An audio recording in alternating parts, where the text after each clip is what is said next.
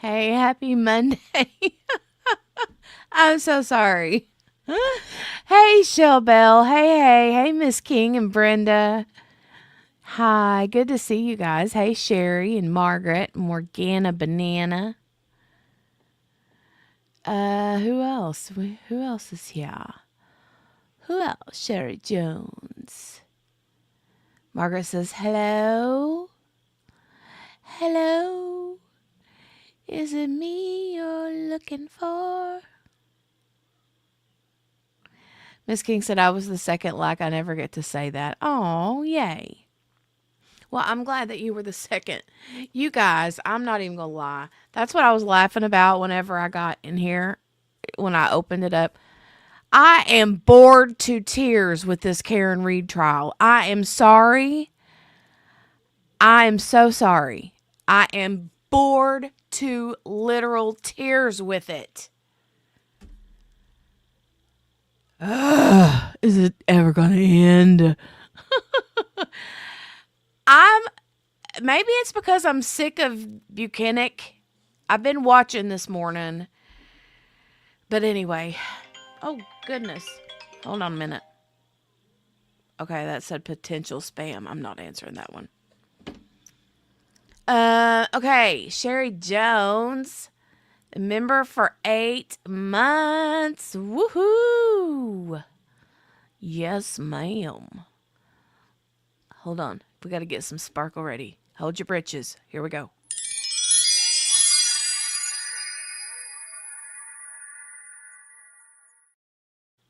There we go. Thank you for that, Sherry Jones.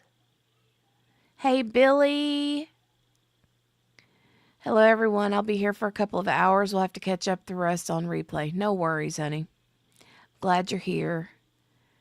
Right, Margaret?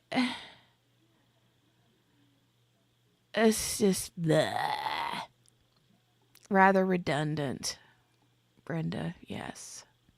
Morgana says, I'm still here for it.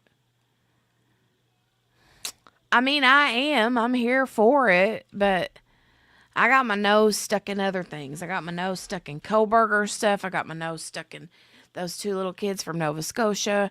I've got my nose stuck in all, just blah stuffs. You're welcome, Patricia, or not Patricia, Sherry. I saw Patricia's comment. Hey, Patricia, good to see you, girlie. Spice things up a bit, right? They need to hurry up and yank Buchanan off and get somebody else up there. Like Proctor. You know? Or Higgins. Brenda, yeah. That'll be much different. That'll be much different. It's just I feel like all the things that we've been going through has just been just this. It just feels like deja vu over and over and over again. All right. All right. We're going to go ahead and get on into it. Now, I have Patricia said I was amused that he had to read Higgins' text, though. That's true. That was amusing. That was amusing. Yeah, it was. It really was. Now, today, they get into some more of the, the like group text between the guys. So, but what I was going to say is I'm sure that the vast majority, if not all of you, have already been watching because, I've been watching. So, I'm just going to go ahead and start from the start. I saw that too, Brenda. I had my nose stuck over there too. Yeah, they won't let them in those federal trials. Darn it. But I'm sure he's gonna get what's coming to him. I hope so anyway. So I'm gonna go ahead and get this started.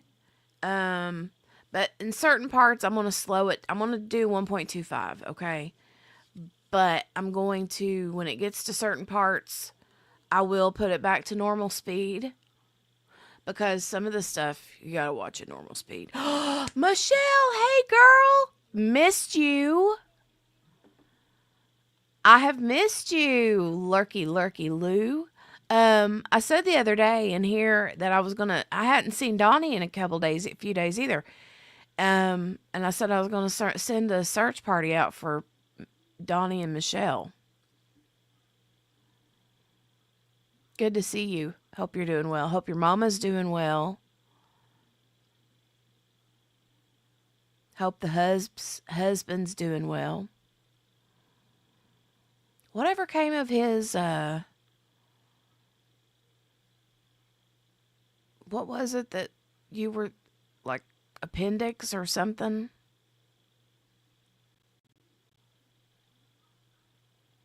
Morgana Banana.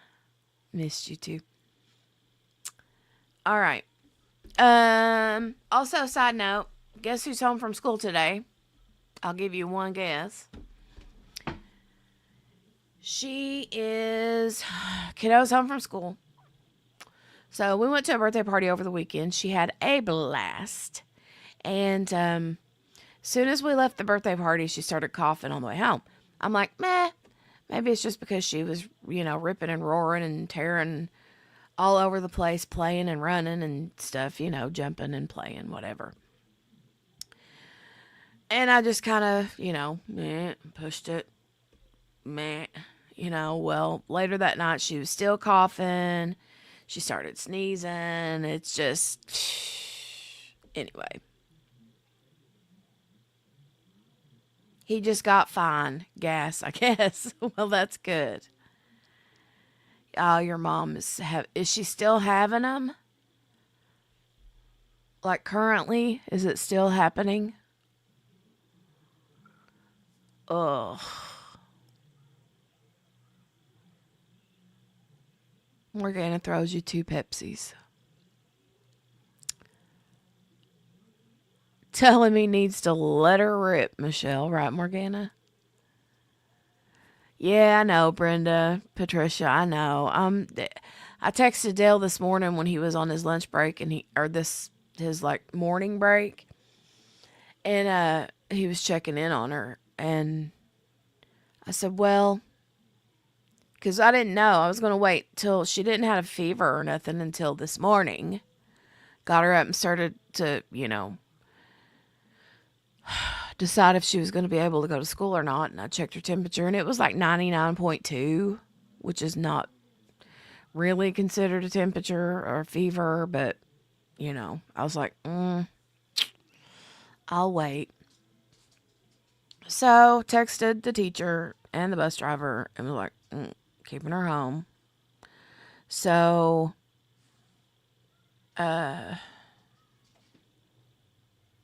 he messaged or I messaged him or whatever during his break.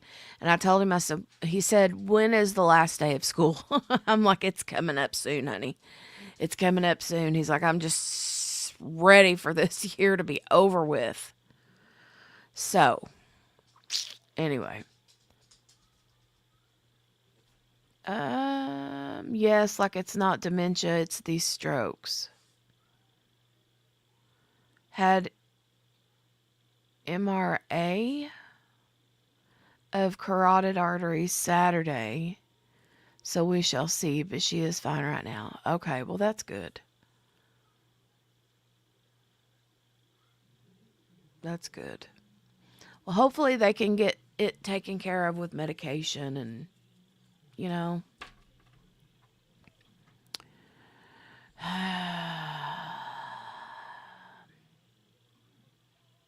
That's hard, though. All right, let me share the screen. I will definitely be keeping her in my prayers, ma'am.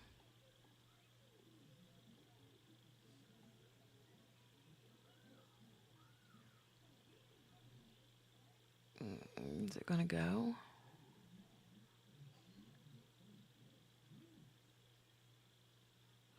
May have to have surgery waiting on results. Yeah. Okay, good. Keep us updated. Brenda said, certainly not what any of us expected for our first year by far. I know, right? God. Oh, well. I mean, I guess it just is what it is, right? I mean, I expected there to be the normal sickies, you know? And I remember whenever she had her checkup before she went into kindergarten, um, at the beginning of the year, they said, expect her to be sick like twice a month. That's what happens when kids go to school. I'm like, yeah, I know. I'm ready. I can deal with kids being sick. What I can't deal with is whenever they're so sick that they have to be in the hospital. That's what I don't like. Okay. So I'm going to, like I said, put this on 1.25. And we'll get started.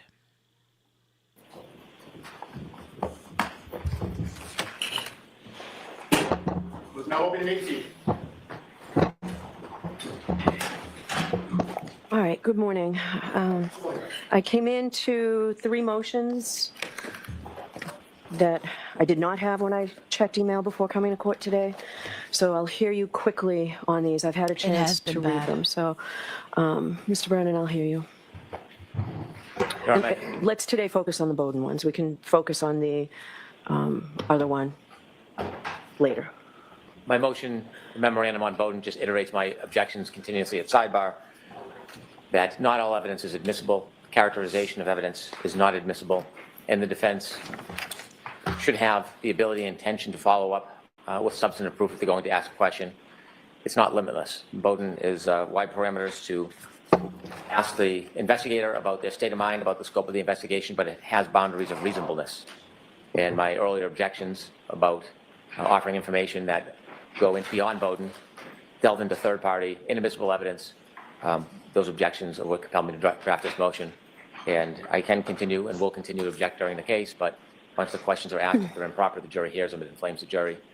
And without a basis and an intention to follow it up with substantive proof, the question should not be asked. So the one point I want you to focus on, Mr. Brennan, is the specific evidence regarding materials that Sergeant Buchanan has not been able to look at. You want me to? Is that something we can do here in open court, or based on the protective order, is that something that should be done at sidebar? Sidebar. All right, why don't you come up, Mr. Jackson?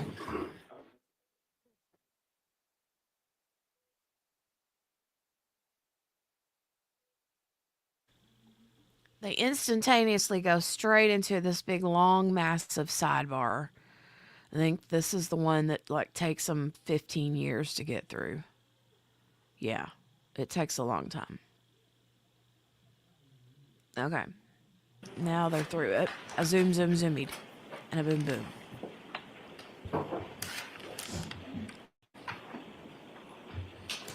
Hey. All persons have any business before the Honorable Beverly Cannoni, Justice of the Norfolk Superior Court, before the County of Norfolk. Draw near, give your attendance, we shall be heard. God save the Commonwealth of Massachusetts. This court is now open. God save the Queen.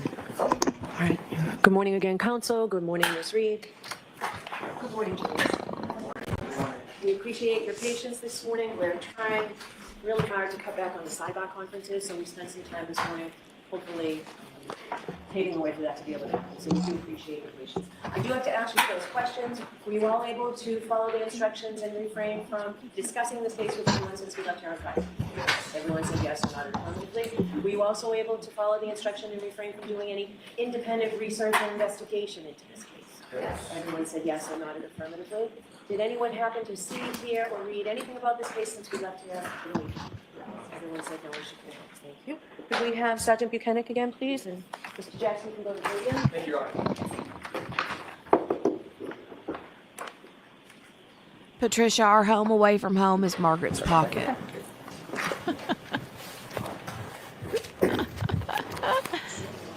As long as it's the front pocket, not the back pocket. Thank you. Good morning.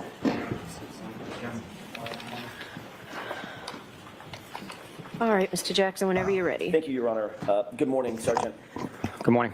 I'd like to ask you, just to start off with, at some point during the course of your investigation, did you become aware that a snowplow driver had reported having seen a Ford Edge being moved into a location in front of 34 Fairview sometime in the early morning hours of January 29th, 2022?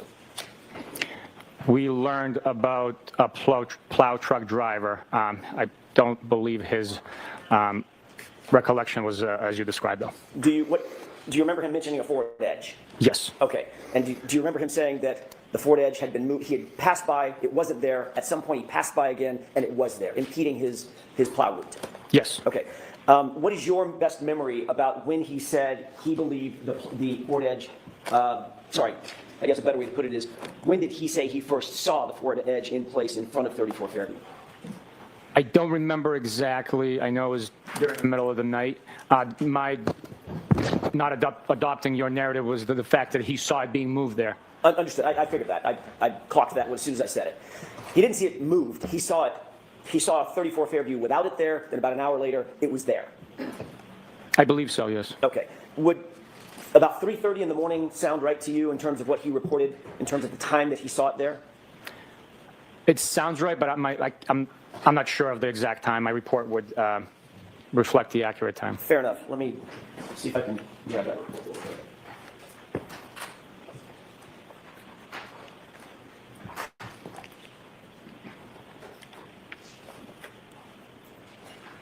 Let me ask this. Well, it's a very lengthy report.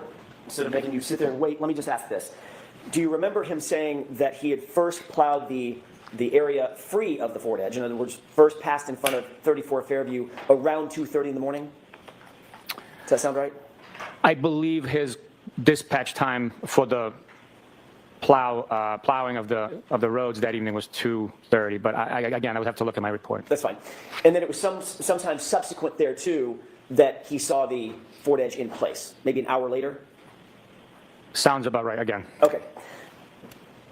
Did you take any investigative steps when you learned about this snowplow driver to determine who, if anyone, might have owned a Ford Edge associated with 34 Fairview? I did not know. Did your investigation ever reveal that the Albert family actually had a Ford Edge at the time? Yes. I want to shift gears for a second to One Meadows, if I could, and ring video evidence associated with One Meadows.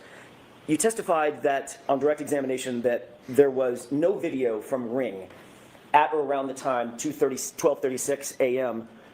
When Ms. Reed's SUV returned back to One Meadows. You remember that testimony? Yes. You did receive a search warrant returned from the Ring Corporation in furtherance of a search warrant executed by Trooper Proctor, correct? Former Trooper Proctor. Evidence was returned by Ring, yes. And in addition to the actual video recordings, there was also an activity log that was returned associated with that time and that location from the Ring Corporation, correct?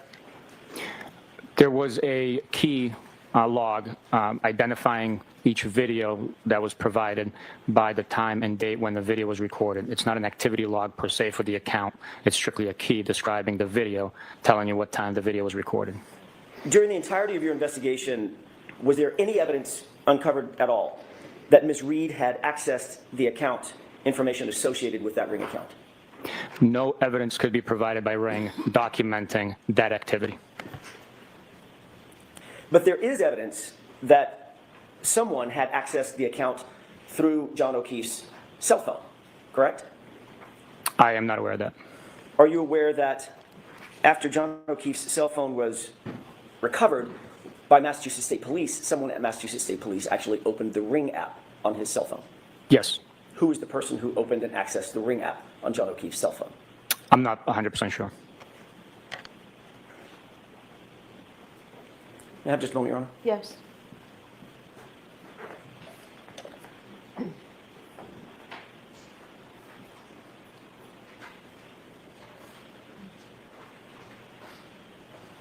Would a refresh your recollection to take a look at a report that perhaps Yes. may I approach? Yes.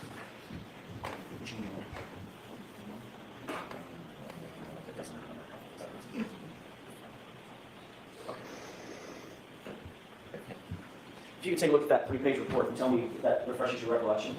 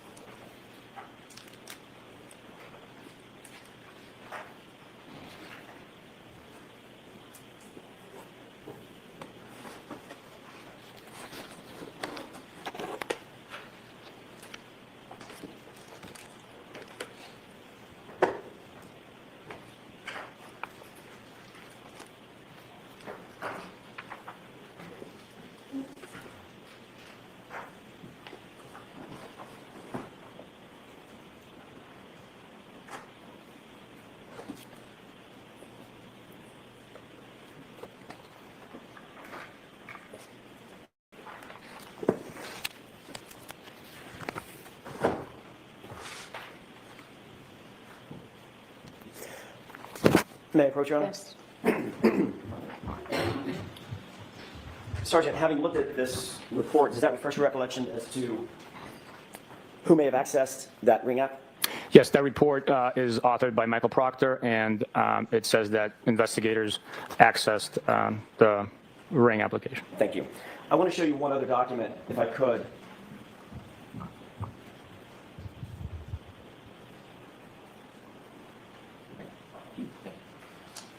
Thank you. Thank you.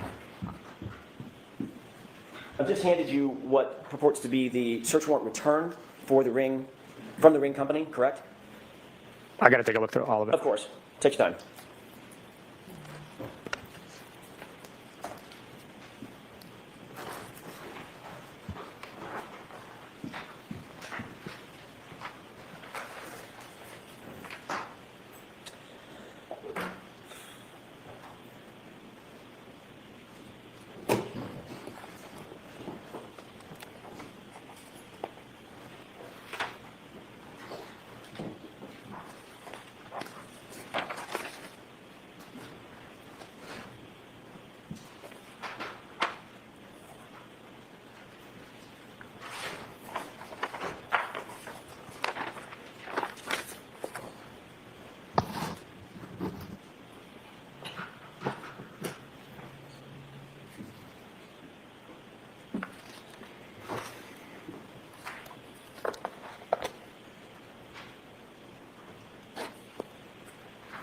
Thank you, Sergeant. Have you had an opportunity to review that document? I have. Does it indicate that, in addition to several other files, there is a login session report that was produced by the Ring Corporation as well? It's highlighted on that page. Number 4 is highlighted with one Excel file containing login session information. Thank you. May I approach? Yes. Thank you. And again, just to make sure I'm very clear about this, nothing from the Ring Corporation suggested or intimated that Ms. Reed actually accessed any of that Ring account information, correct? The information provided did not indicate that, no. Thank you. I want to ask you a couple of questions about your testimony on direct examination related to your trip to the hospital and your observation specific to Mr. O'Keefe's right arm. You indicated that you saw bruising on his right arm in addition to the abrasions, the parallel abrasions that you described, correct? I believe bruising is very similar to abrasion. Okay, that's my question. Can we, Your Honor, with the court's permission, can we show Exhibit 1? It's already been introduced. Is this a fair and accurate depiction of what you saw in terms of the condition of Mr. O'Keefe's arm while at the hospital, if not exactly like this? Yes, it is. Okay. What did you mean when you said you saw bruising on his arm? What were you talking about?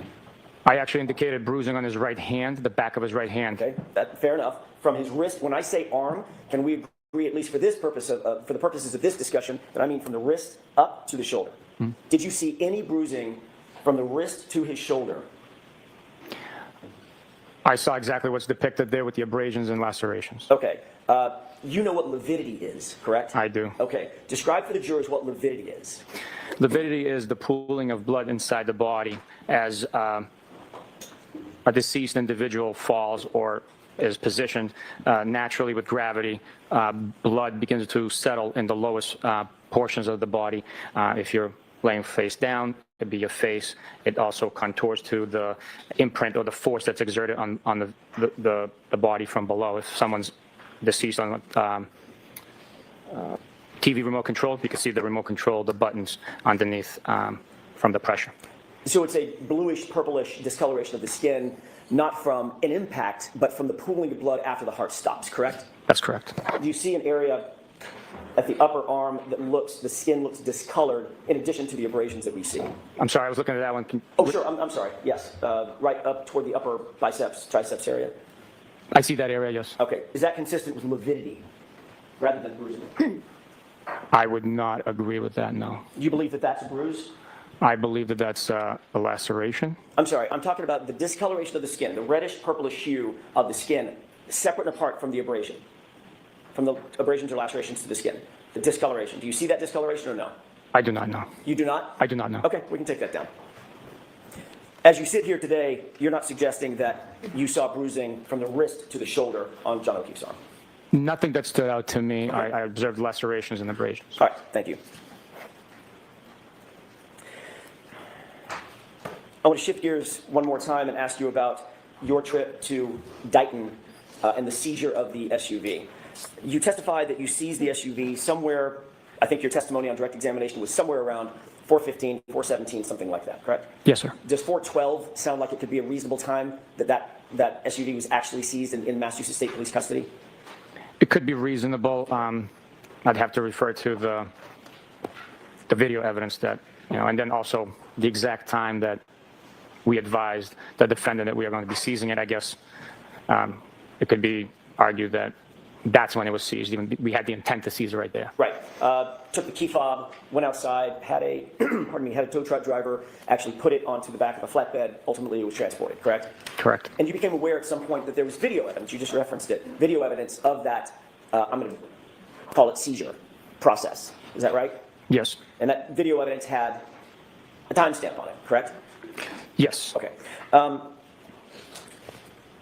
You're also aware, as the supervisor of Michael Proctor, that he swore under oath in multiple affidavits in support of search warrants that the SUV was seized at 5:30 p.m., correct? Yes.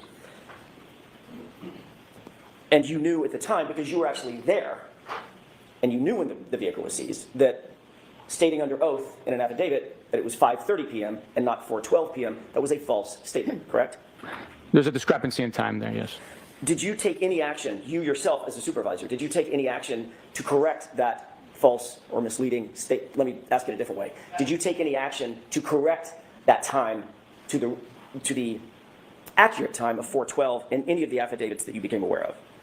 No, the actual time of the seizure through the video, we learned much later. So the approximate time, 5:30, although inaccurate, I did not take any action to correct it, no. And you received that video as a production from the defense. You did not have access to that video, correct? Yes. And so at the time that Michael Proctor actually wrote and drafted these affidavits and swore to them under oath, he did not know that a video existed, correct? Objection. Sustained, you have to word it differently. Sure. At the time that you, let me ask it a different way. At the time that you reviewed his declarations under oath, you did not know that a video existed. No, we did not know.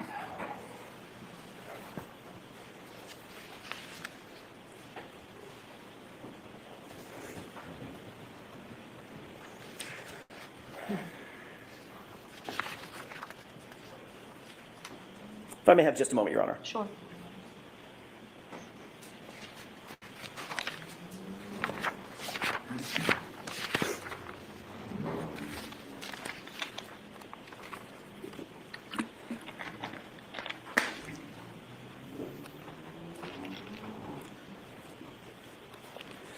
I want to ask you about something that was brought up on direct examination. Sustained findings as it pertains to you. You've already talked about the fact that sorry, you're a supervisor and were a supervisor back in January of 2022 moving forward over Trooper Proctor, correct? Yes. Generally speaking, as a supervisor, your job is to properly and professionally supervise, show some authority over those in your charge. Is that right? Yes. Michael Proctor was in fact a trooper in your charge. Yes. And you would agree that your supervision has a direct impact on the character and quality of the subordinate investigators that you supervise. Yes. The whole point of having supervision and a chain of command is to establish a certain amount of, for lack of a better phrase, quality control of the subordinates. Yes. That would also include quality control over the subordinates' investigations. Yes.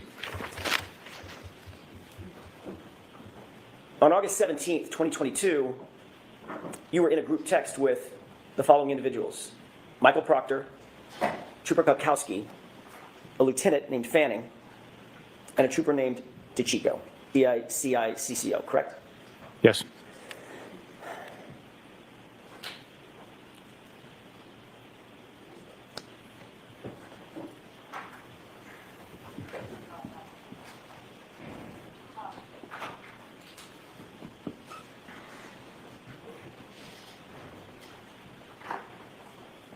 May I approach, Your Honor? Yes.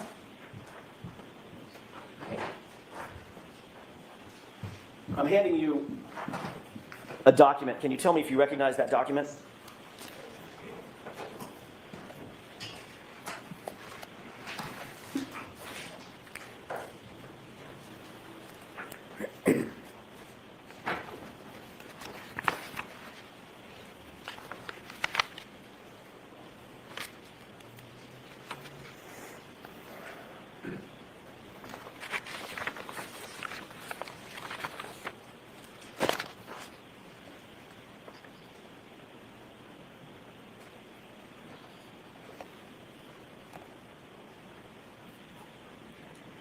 I recognize parts of it.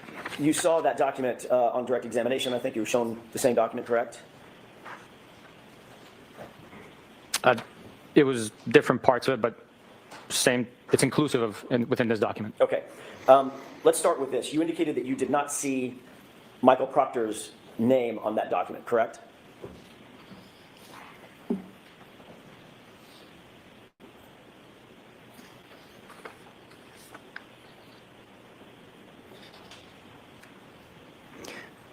Correct. His name is not on here. But you do recognize that as being reflective, accurately reflective of the text chain that you were on August 17th, 2022, that group chat.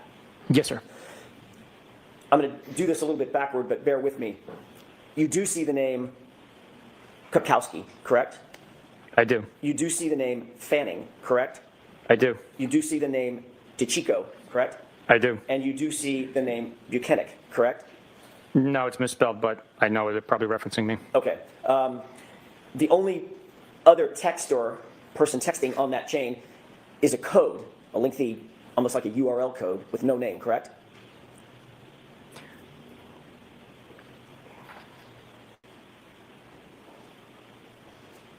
Yes, yes, you're right. And Yes. the only person that I didn't name, whose name I did not read off, it's obvious on that document, is Michael Proctor, correct? Correct. So deductive reasoning tells you that that is, the code is Michael Proctor. Is that right? I would agree with you, yes. Okay. In that text chain, it starts with Trooper DeCicco sending a photograph, correct? No. May I approach? Yes.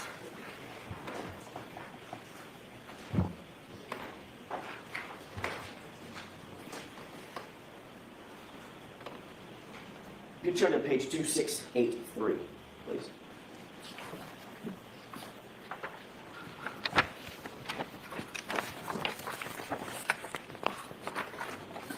Do you see a photograph there? Yes, I do. Okay. Fair enough. There were some texts between and among the group that preceded this photograph, correct? Yes. I want to start on this date, August 17, 2022, with this photograph. This photograph was sent by Trooper DeCicco to the group, correct?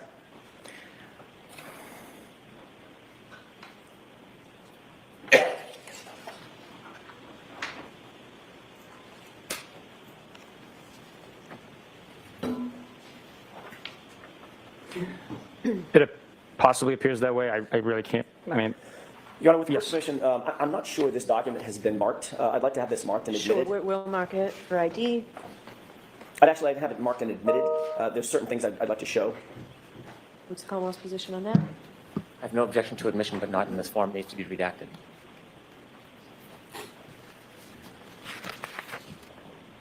Can you do it? What I intend to do, I can do with one photograph, if I may have a moment with counsel. Okay.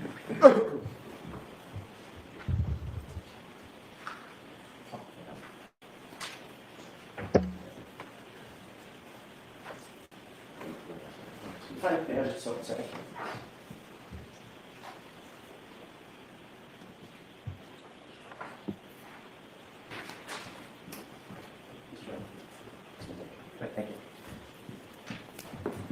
Your Honor, with the court's permission, I'd like to publish just one page of what's been marked for identification.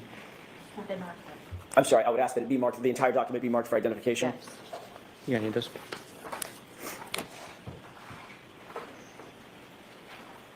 It's Exhibit FF for ID. And with the court's permission, I would ask to display or to publish page 2683 of that document. So are you admitting into evidence, page 263? I would. Do you have a separate one rather than tearing it out of what's been marked for I can- identification? I can take it out of this copy.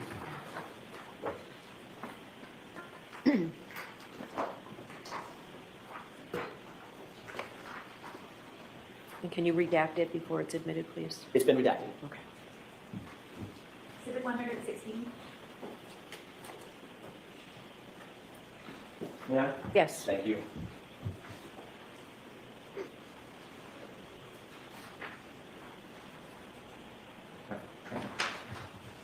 So we're talking about the same thing, Sergeant. I've just handed you a page that's been marked Exhibit 116. Do you recognize that as being a copy of one of the multiple pages in the document that you're holding that's been marked for identification as FF? Yes, sir. Okay, if we could publish that single page, please. Okay.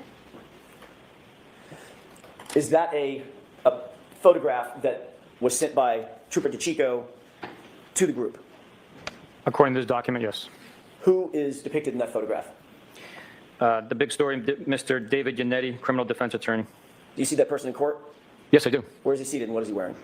He's seated right there wearing a blue tie and a dark suit, white shirt. Thank you. We can bring the lights up, Your Honor. Okay. In response to, and going back to the of Moore, M-O-O-R-E, correct? There is. And he disliked Trooper Proctor's phrase, the statement, "no nudes so far," correct? That's what it says. Did that indicate to you that Moore was disappointed that Trooper Proctor, Michael Proctor, had not found naked pictures of Miss Reed as yet? I don't know what that indicated for Mr. Moore. And then you responded to the phrase, "funny, I'm going through his retarded client's phone," correct? I acknowledged that text message being sent. You acknowledged it by liking it, correct, with a thumbs up. I acknowledged it by responding with a thumbs up emoji. The fact is, Trooper Proctor told you, his supervisor, in this series of text messages, that he was going through Miss Reed's phone. Is that right? Correct. And he also informed you, his supervisor, that he was going through her phone looking for nudes or naked pictures of her on her phone, correct? He did not tell me that he was going through naked pictures, for naked pictures of the phone. He wrote, "no nudes so far," right? That is what is written, yes. What did you think he was looking for when he wrote that phrase? I don't know what he was looking for. What would be a reasonable interpretation of what Michael Proctor was looking for when he wrote, "no nudes so far"? I don't know. Motorcycles, handbags, pair of shoes, or naked pictures of Miss Karen Reed? His mission was to go through the phone to look for digital evidence that's related to the crime. The fact that he wrote "no nude so far," I cannot comment on. You cannot comment on or you don't want to comment on. I don't know what he was looking for in that specific time. You certainly did nothing. You took no action to stop him from potentially looking for naked pictures of my client, correct? That's correct. In fact, last week you testified that in your view, Michael Proctor handled himself in this investigation with integrity. That's what you said, correct? That's correct. Do you stand by that testimony? The investigation was handled with integrity and honor. Do you stand by your testimony that Michael Proctor conducted himself during the course of this investigation with integrity? Yes, I do. He also called her retarded, correct? That is what's written. That's what's written? That's a very passive way of saying it, Sergeant. That's what's written, or that's what he wrote? That's what he wrote. And that's what you read? I have no memory of reading that. I acknowledged him going through the phone on my Apple Watch. I have no memory of him writing retarded on a text message. And you'll agree that that is one of the most vile and insensitive and incendiary terms one could use in modern society. Retarded, correct? That is correct. And in fact, through your response to that vile phrase, you encouraged it because you liked it with a thumbs up, correct? Objection. Sustained. Did you encourage that statement by Michael Proctor by liking it with a thumbs up? I don't know if it encouraged him, but so I cannot speak to But that. that's what you did. I acknowledged the text message being sent. I want to be clear, these text messages were sent to you by your direct report, by your direct subordinate, correct? That's correct. And there was even someone on that text chain who was more senior than you, Lieutenant Fanning, right? That's correct. Michael Proctor was both your partner and the lead investigator on this case when he wrote that, correct? He's a subordinate, and he was the case officer.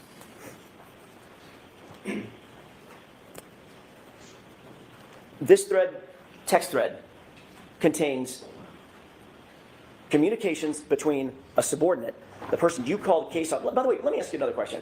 Did you ever, during the course of the investigation in which you were a part, the sustained findings, the internal affairs investigation, did you ever review Colonel Noble's determinations about your subordinate, Michael Proctor?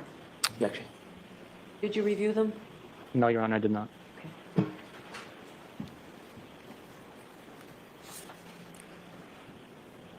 What would Colonel Noble call Michael Proctor's title in this case? You think he'd call him the case officer or the lead investigator? What is your experience with Massachusetts State Police in that regard? Objection. Sustained.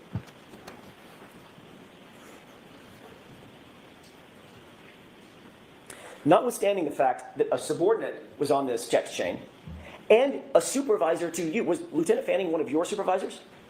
Yes. Notwithstanding the fact that a subordinate was on this text chain and one of your supervisors was on this text chain, you felt comfortable enough within this group of law enforcement to actually like when the subordinate refers to a suspect as retarded, correct? I acknowledged the text message with a thumbs up emoji. Do you believe that? Well, let me ask you another question, a predicate question.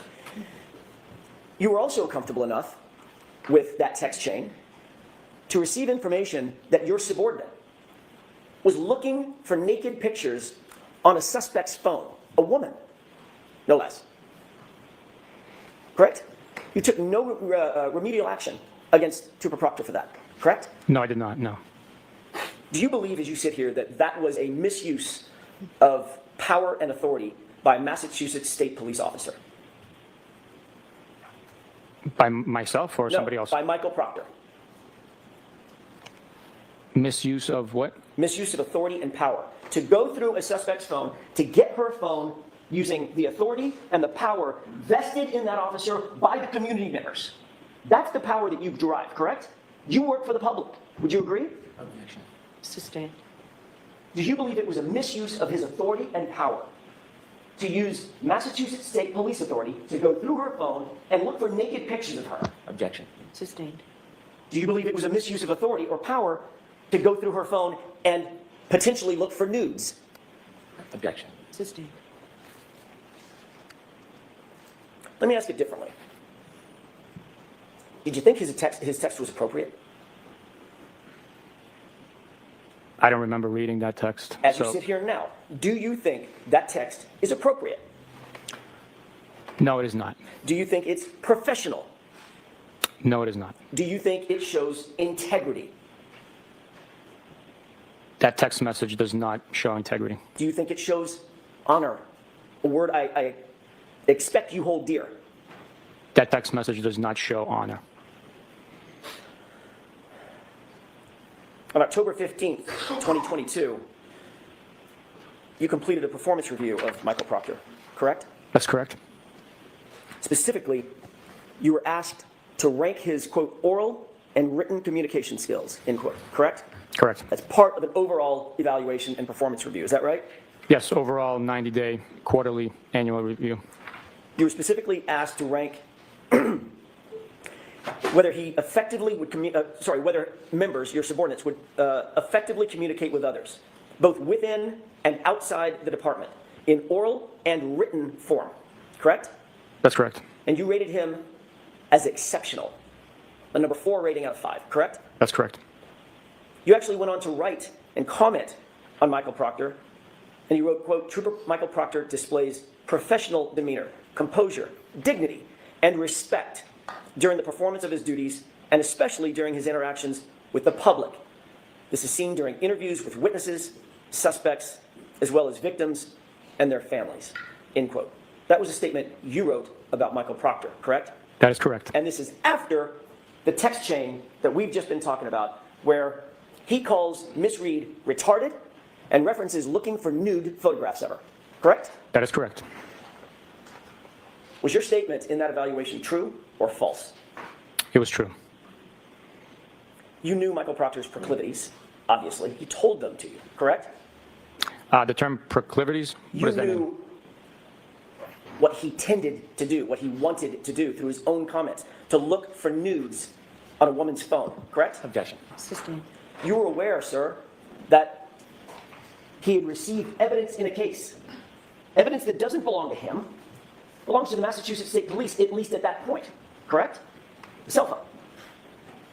I was aware that he received a cell phone, yes. And he used that power and the authority to go through that cell phone and look for nudes of my client, correct? Objection.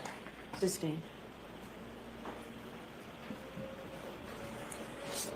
During the same course of your evaluation, you were also asked to evaluate his investigative ability, correct? That's correct. You rated him the highest standard in the Massachusetts State Police, outstanding, a 5, correct? That's correct. And you went on to write about Michael Proctor in the commentary below that rating to justify it, is that right? That is accurate, yes.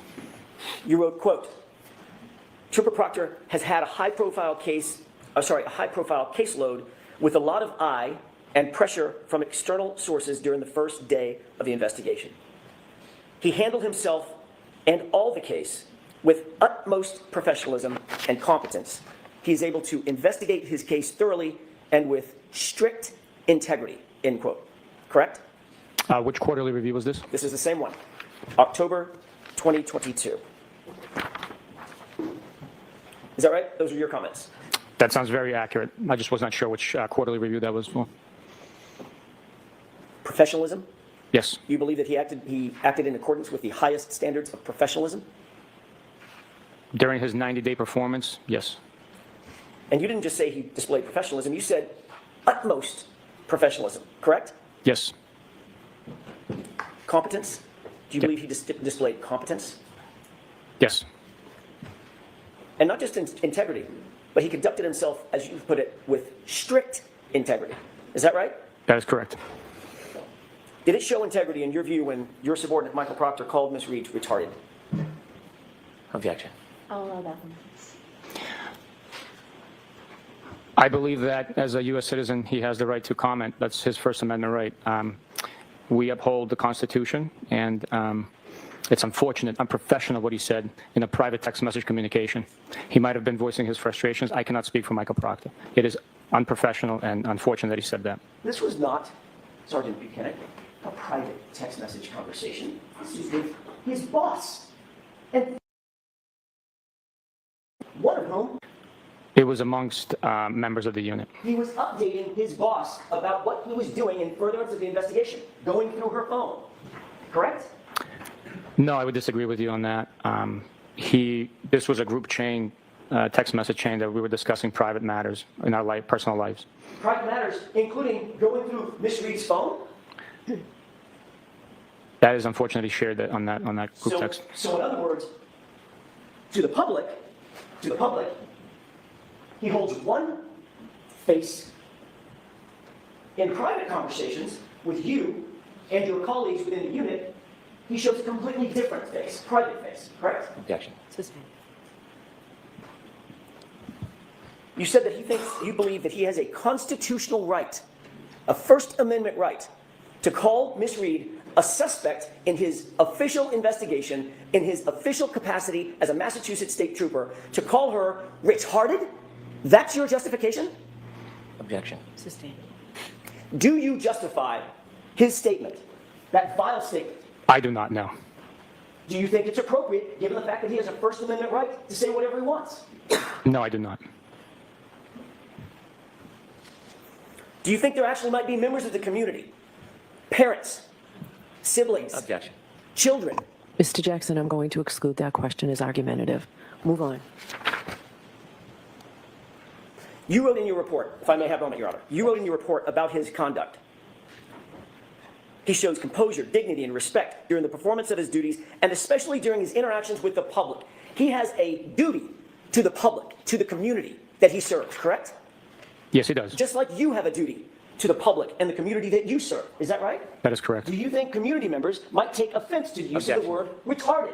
Sustained. It's argumentative again, Mr. Jackson. Please don't do that.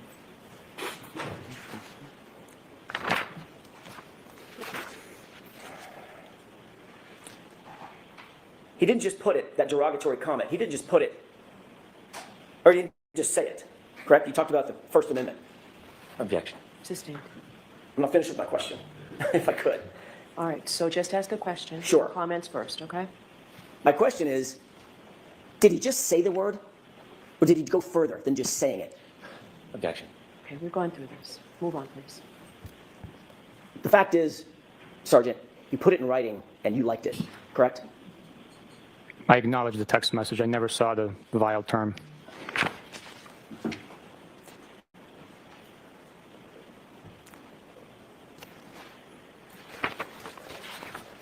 Your Honor, may we approach it just very briefly for a scheduling issue? Okay, jurors, feel free to stand up and stretch.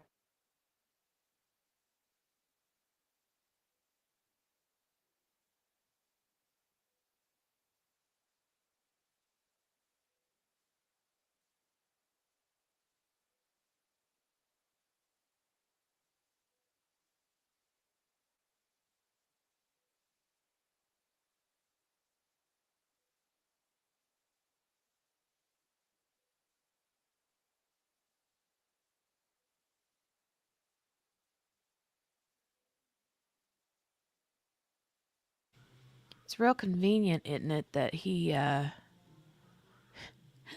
real convenient that he didn't, see that word.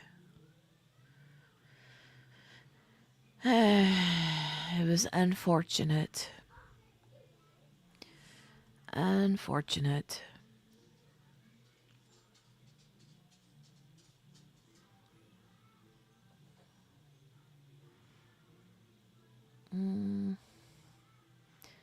They go on another short break here.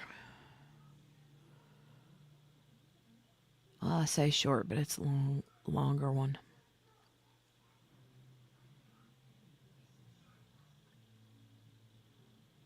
Okay.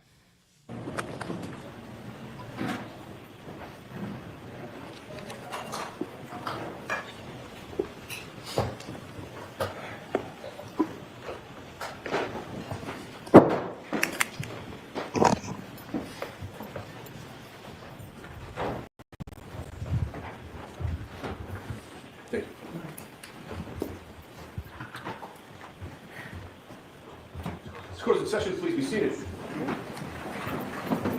So I'm going to put it back on normal speed because we're getting ready to get into the video footage of Brian Higgins. And I want this to be in like normal speed, not, sped up or anything. But, hold on. Anyway, I just, wanted to watch that in normal speed.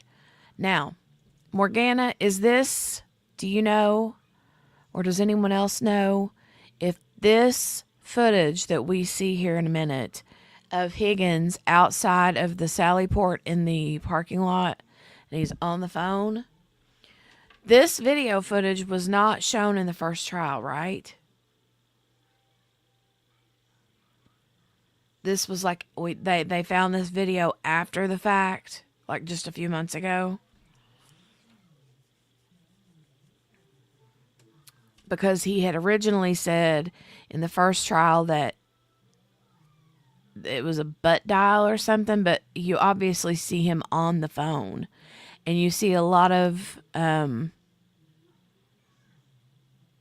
rigmarole happening between vehicles and stuff. Between Brian Higgins' vehicle and a couple other vehicles. And I don't know for sure who that person was, Morgana. Is that supposed to have been like Proctor? Or do we know yet? I would love to know. Okay, here we go.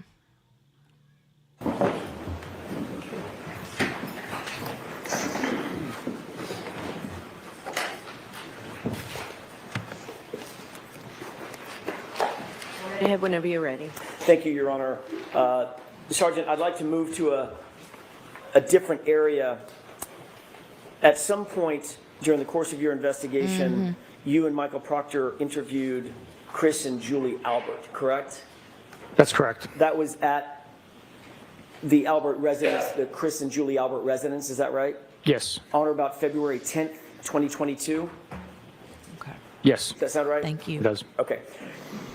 At any point before or during that interview, did Michael Proctor discuss with you a previous relationship that he and or his family had with Chris and Julie Albert or their family? Yes. As we were walking up to the door, he stated that he knows them from he knows of them from around town and through friendship. Did that cause you any concern that the case officer that had been assigned to the case, dealing with, obviously, involving the Albert family, had a pre-existing familiarity or relationship with any members of the Albert family? Yes, I followed up asking him if he hangs out with these people, how well he knows them, and he stated that he does not hang out with them. They're not his friends. He just happens to know them through people in town. Did he tell you any specifics about communications he had related to Chris and Julie Albert? No, he did not. Did he tell you any specifics about communications Michael Proctor had with his sister as it pertained to Chris and Julie Albert? No. Did he volunteer any information about the relationship that he might have or his family might have, including his wife, with Chris and or Julie Albert? That information did not come up. Did you ever later learn, now I'm taking it outside of your conversation with Michael Proctor, did you ever later learn about friendship or connection that he and his family, Michael Proctor's family, had with Chris and Julie Albert or the Albert family? I've learned of accusations. I don't know the extent of how familiar they are. What accusations have you learned? Through trial or through court proceedings. Right, what are they? Give me the nature of what you've learned. Objection. Sustained. We need a time frame. Sure. When did you learn of these, of this information? That was July of 2023, I believe. And what were the circumstances in which you gained this knowledge? What did you learn about it? There were accusations that Michael Proctor had familial friendship with these individuals, but the accusations were not factual. Did you learn any specifics Of the allegations? Did you use the word allegations?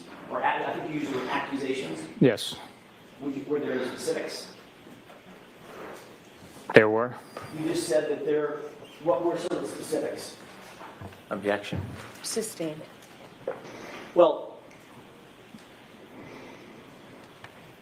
by the way, did you say that you learned of these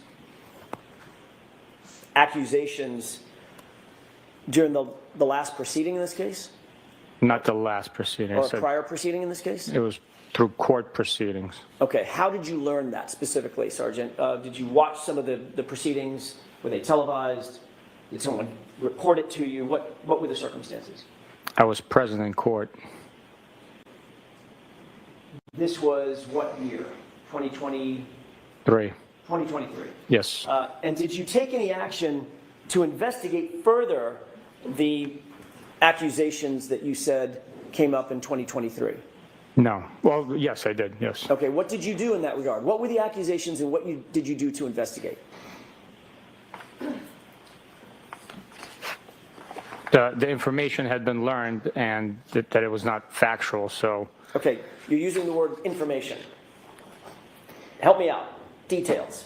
What'd you learn? there was claims that I object. Sustained. May we approach, Your Honor? Yes.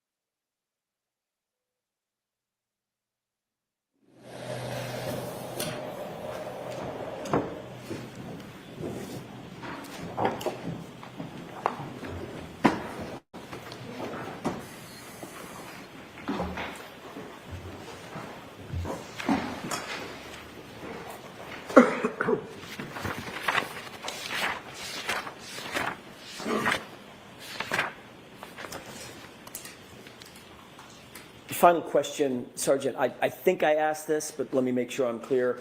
Your interview, along with Michael Proctor, with Chris and Julie Albert, was February 10th, 2022, correct?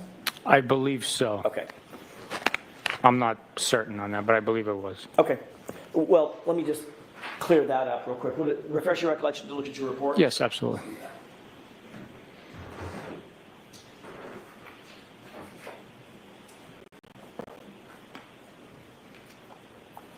Thank you. Does that refresh your recollection, Sergeant? Yes, sir. What was the date?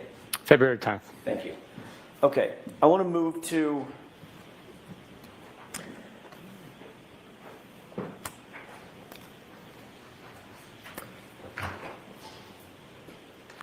back to Canton PD.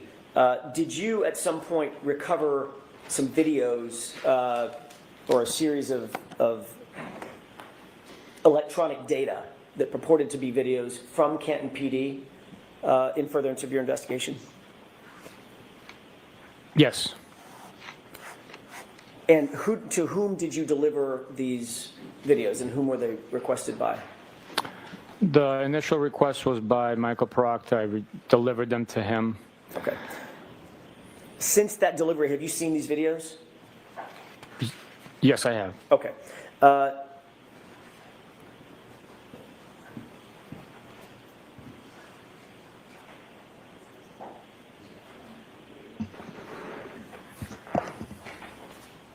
Your Honor, I'm holding a flash drive that I'd like to have, with the court's permission, I'd like to have marked as next in order for introduction, but I'll play the first couple of seconds of it and just establish the foundation first with the court's permission. Have you shown it or discussed this with Mr. Brennan? I've just discussed it with Mr. Brennan at the break. What's the Commonwealth's position? I have no idea what it is.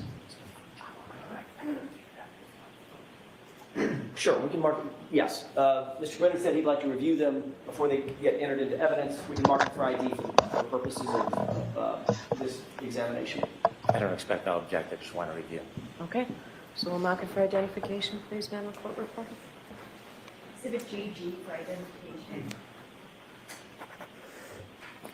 Just to establish the foundation so we know what we're talking about, did you see on some of the electronic devices that you picked up in furtherance of this investigation video of somebody outside, the outside cameras or outside camera view at Canton PD at about 1:30 in the morning on January 29th, 2022? The digital video, one of the collection items, it wasn't a device, it was, well, I guess it is a device, but the digital storage that was collected had video from external view of the PD. I do not remember specifically seeing an individual, but I did review it. Being of the parking lot area, at least one of them, one of the clips being of the parking lot area outside Canton PD? I don't remember seeing outside parking lot. I'd have to see it. I understand. Do you remember another clip being of the outside Sally Port? There's a pedestrian door, not the big roll-up door, but a pedestrian door. Someone going in and out of the pedestrian door. I know the view you're talking about, but specifically what you're stating, I would have to see the video, tell you if I saw it or not. And I'm asking a couple of these other questions. I think I may know what the answer is. There's another, do you remember another video being an internal corridor, looking down a hallway and seeing someone walk up or back? Yes, Do you yes, remember that one? I do. Okay, and then one on the outside, again, sort of passing from right to left, may not be intended to a parking lot, but at least an outdoor view of someone moving from frame right to frame left across the camera angle? I don't remember that.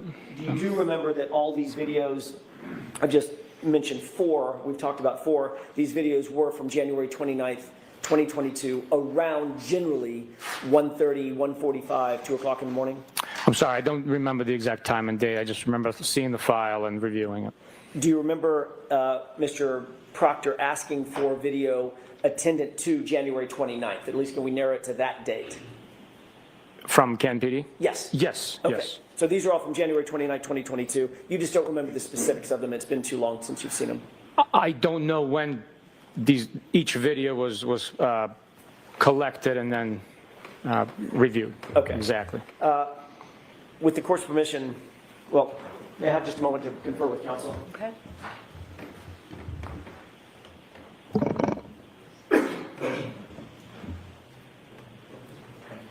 Your Honor, with the court's permission, I'd ask that what's been marked as GG, at least the first video, be published for the jurors. All right, so there are 4 videos on this flash drive?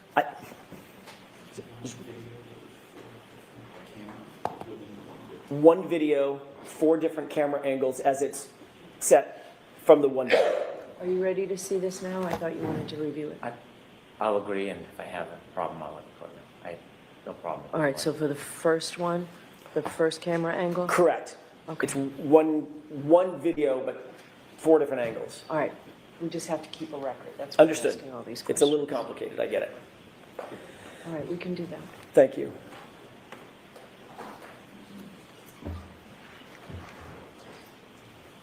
And this is, Your Honor, just for the record, actually, let me do it this way.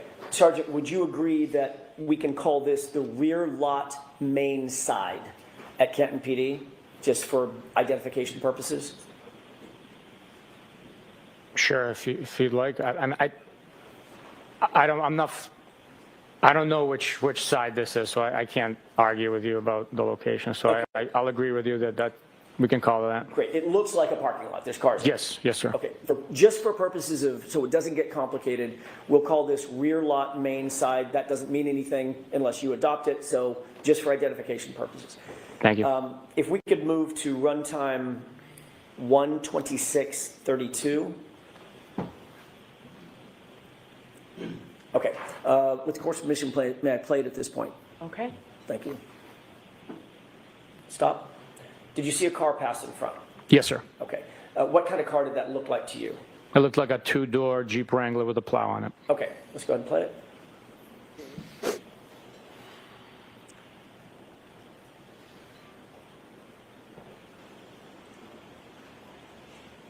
Okay, stop. Sergeant, did you, during the course of your investigation, learn whether or not anybody associated with your investigation had a 2-door Jeep Wrangler with a plow on it? Yes. Who is that? Mr. Brian Higgins. Okay, thank you. Let's go ahead and play this.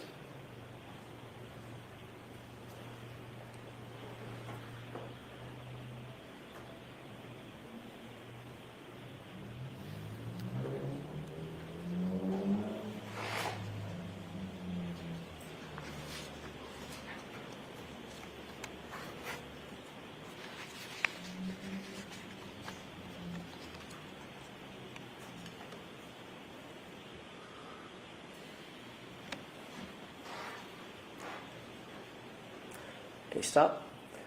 Sir, do you see a person who appears to have alighted from the car, Yes. from the Jeep?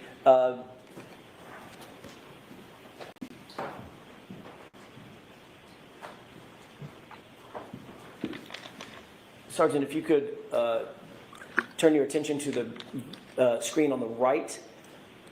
Does that appear to be the location of the person that you're describing? That's the individual that came out of the vehicle, yes. Okay. I know it's super blurry. You may not be able to at this point. Do you know who that is? I do not know. Okay. Let's go ahead and play it.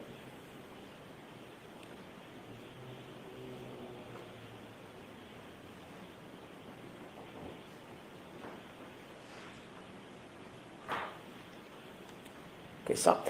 All right, did you see the person walk off the screen? Yes. Did it appear that that person had something in his or her hands? Possibly, yes. Okay.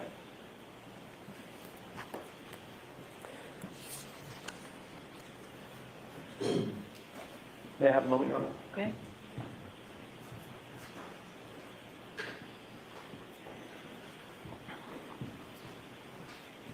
Thank you, Your Honor. If we could play the second clip on this same GG.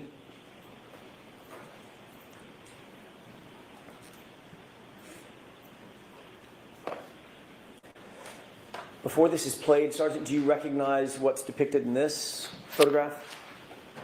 I do not know. Okay. Let's go ahead and play this.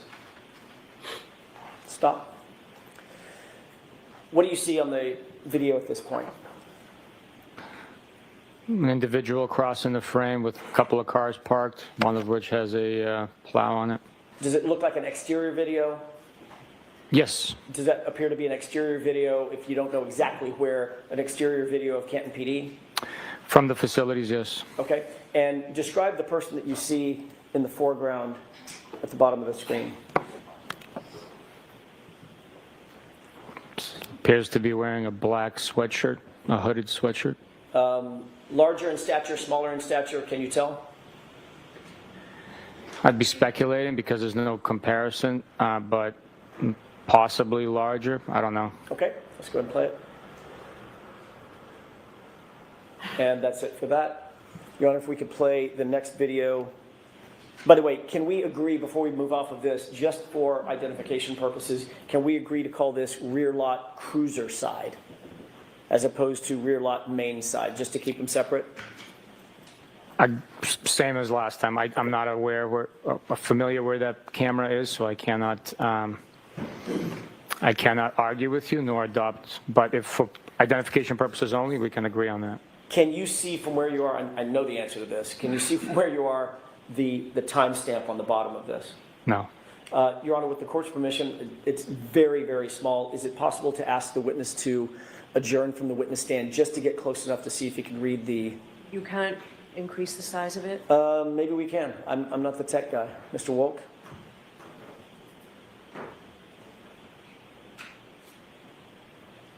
Magic. Wow.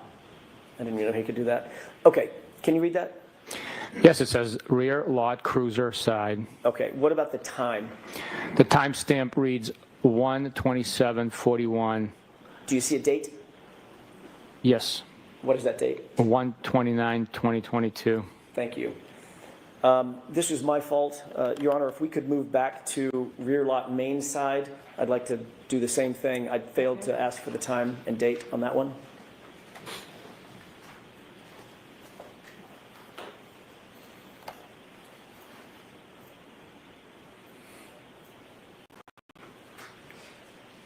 Mr. Wolk, if you could, please.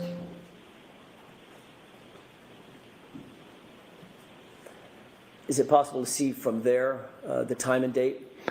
Yes, the time is 1:27:32 a.m. and the date is 1/29/2022. Thank you.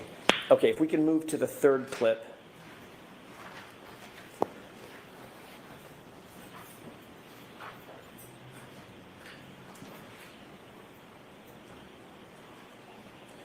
If we could start, Mr. Wolk, by enhancing with the court's permission the time and date, let's just start with that. Do you see what the timestamp designates this camera angle to be? It appears to be church side, and I can't read the third word there. Exterior? Oh, yes, exterior. Sallyport. Okay, and if you could tell the jurors what you see in terms of the time and date. The time is 1:27:43 a.m. and the date is 1/29/2022. Thank you.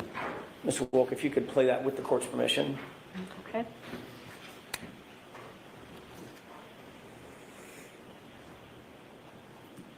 Stop.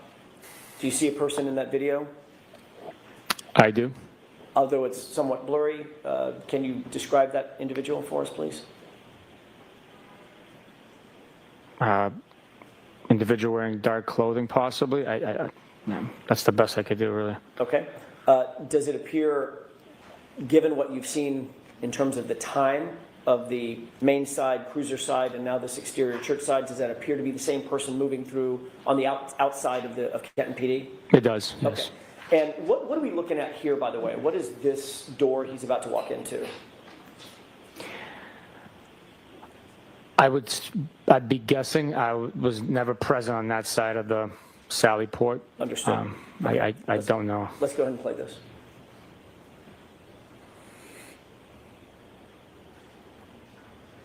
Okay, and for the final clip,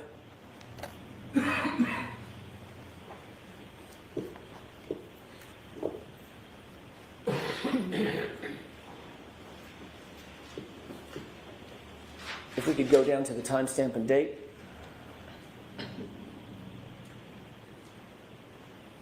A little bigger, Mr. Walk, if you could. Can you see what that is designated as that camera angle? Yes, it says first floor corridor, and the time is 1:28:03 a.m. on the 29th of January, 2022. Okay. Is this the corridor version or video that you did have some recollection of? Yes, this is, yes. Okay, if we can go ahead and play this.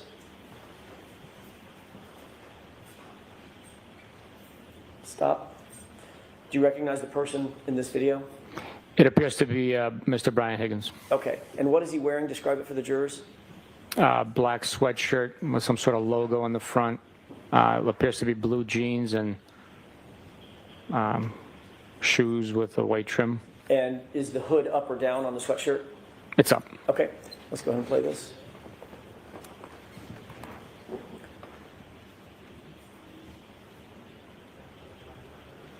May I have just a moment? Could you pause this, Mr. Wolf?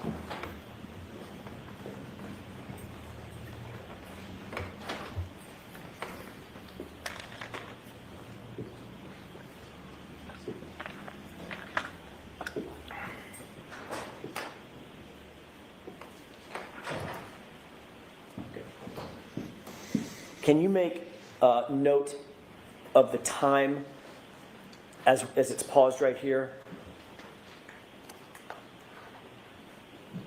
Do you want me to say it again or Yes, write sir. it down? Yes, sir. The time is 1:28:16 a.m. Okay, and if we could just continue playing this video.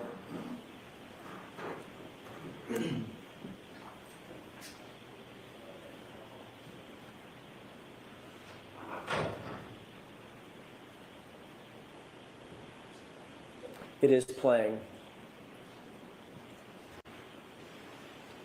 Stop. Now, if you could take a look at the time now.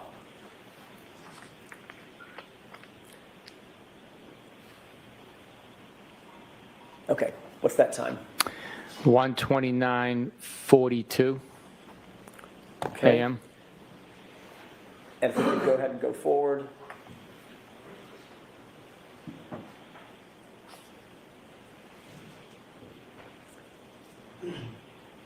Is it still playing, Mr. Wolk? Okay. If we could take a look at the time one more time.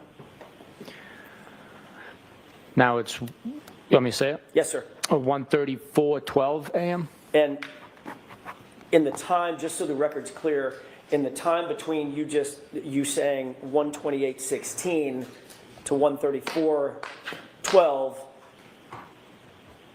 6 minutes has not gone by, correct? Just under 6, I believe, yeah. Well, 6 minutes for us in real time, Oh, in real time, yeah, no. it is not. So it Sorry. appears that the camera jumped, or the time jumped.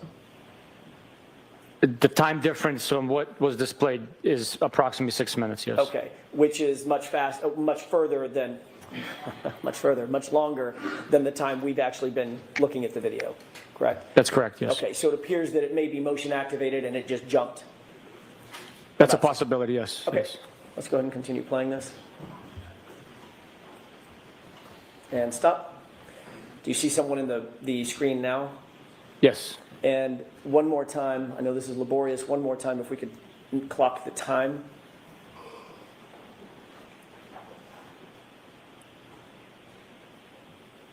Can you see that? No, it's really blurry for me. There we go. Yes, now I can see it 1:34:15, if I'm not mistaken, a.m. Okay, fair enough. And let's go ahead and play this all the way through.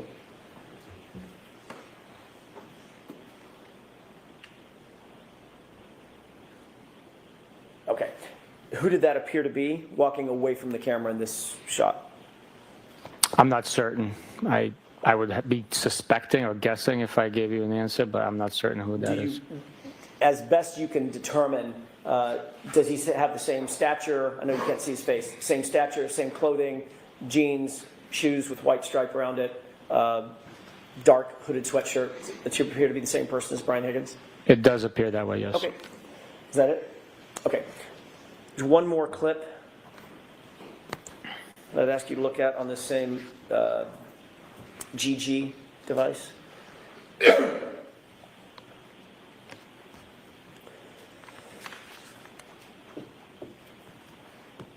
Okay. What do you see in this video? Appears to be the church side sally port, and an individual came out of the door. Okay, and can we highlight the time, please, or increase the size? What time do you see there? 1:34:40 a.m. Okay, if we go ahead and play this through.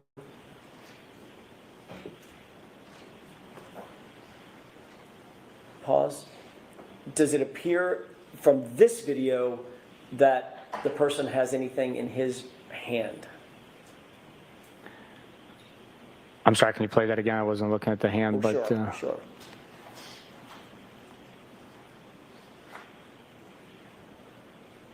I really can't tell. Okay.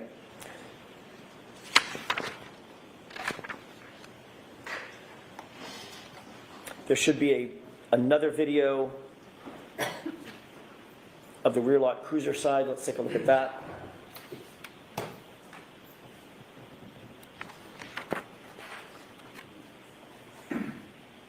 Pause. What do you see in that video? It appears to be an individual wearing a black beanie hat, black dark colored sweatshirt with some design on it, and something illuminating by his face. Can we enhance the time, please? What time is that? It says 1:34 and 53 seconds in the morning, a.m. And if you could move the screen over to the individual. Mr. Wolk. Does that appear to be the same person? It could possibly be, yeah. And does it appear as something in his hand up to his face, the right side of his face or ear? Yes. What do you think that is? It's consistent with a cellular device, possibly a phone or a tablet. Okay. If we could move on, please. Play that through.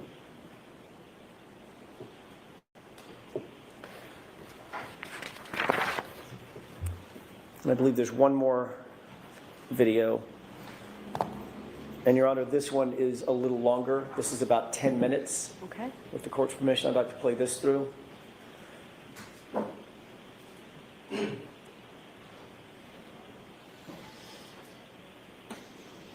stop. Do you see a person in the video walking from screen right to screen left? Yes. Did that person appear to have something in his right hand? I can't tell. I can't see his right hand. Okay. When he first walked into the screen, could you tell? I couldn't, no, I'm sorry. Mr. Wolk, could we back that up with the court's permission about 2 seconds? Okay. Stop. Did it appear to have something in his hand? It's a possibility, yes. Okay.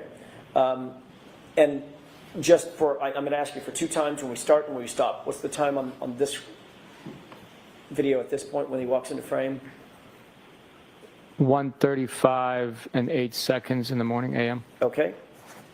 And let's go ahead and play this through.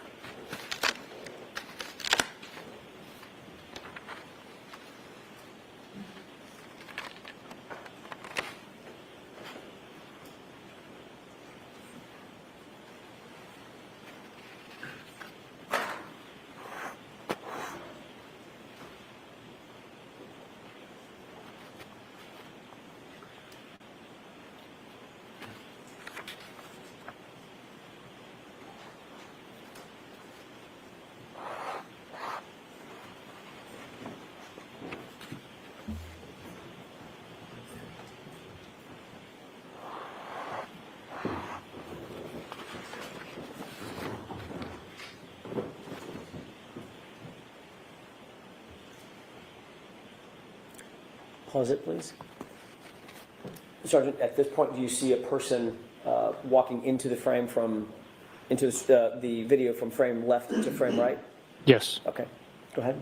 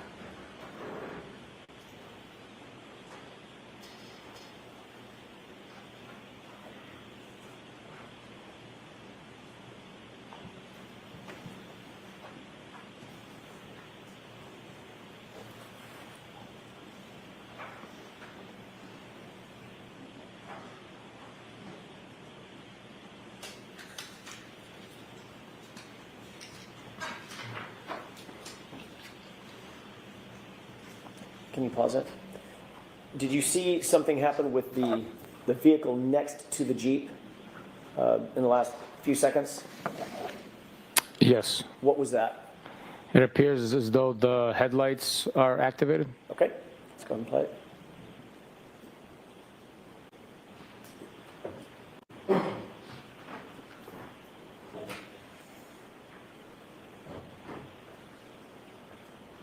Okay, pause it.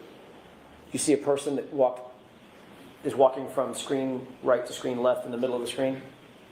Yes, he just, or she just appears to have closed the door on that vehicle next to the plow. Okay. And walking toward which vehicle?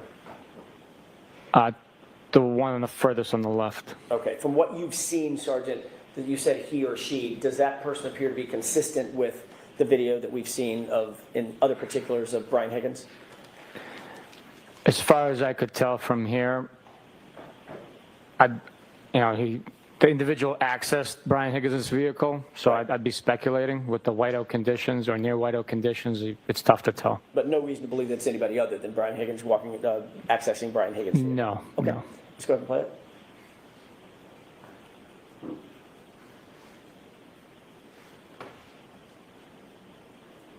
And what do you see Brian Higgins, or that person doing now?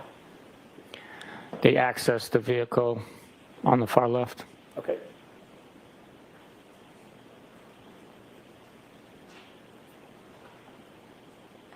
And where's that person going? Now they're accessing the Jeep Wrangler.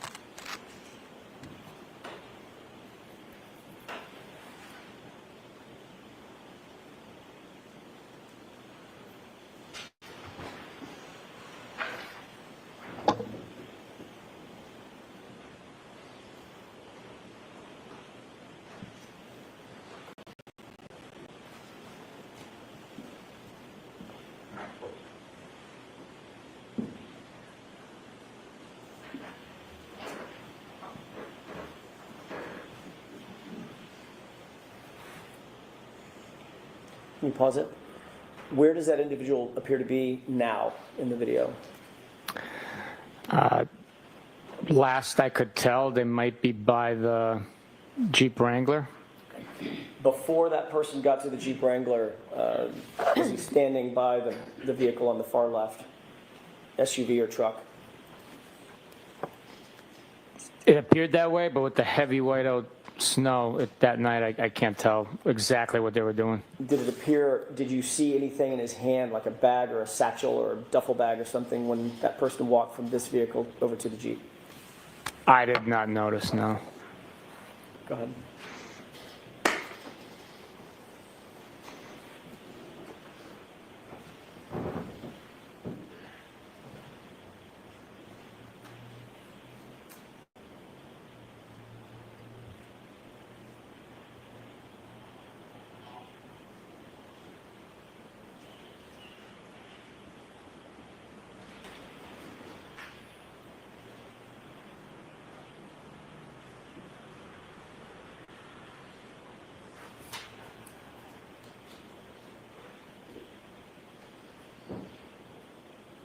Now, has that person walked off screen to the left? Yes, sir. Okay.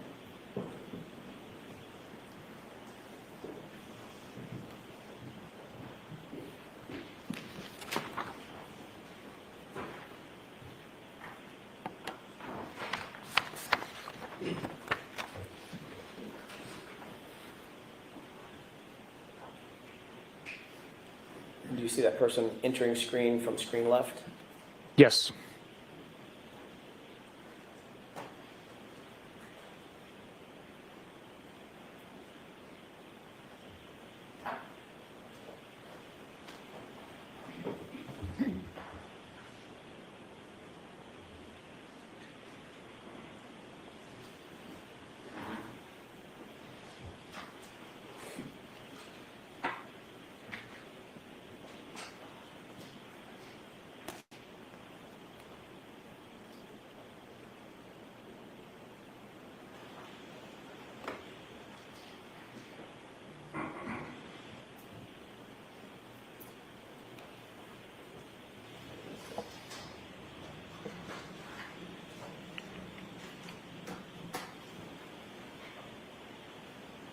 What did you just see the person do? They were carrying possibly like a snow broom, walking from left to right.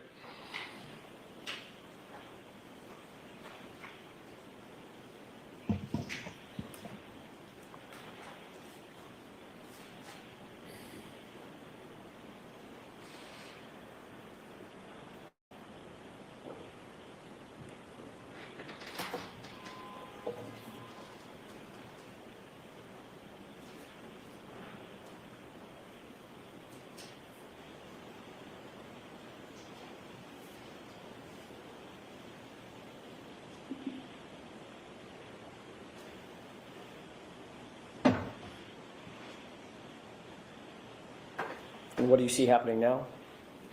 The Jeep Wrangler is leaving the spot it was parked in. Okay. Okay, we can take that down.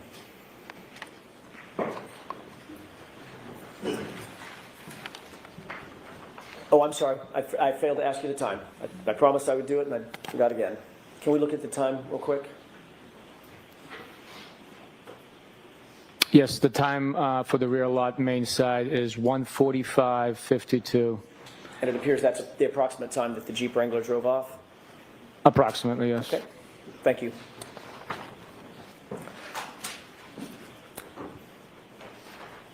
In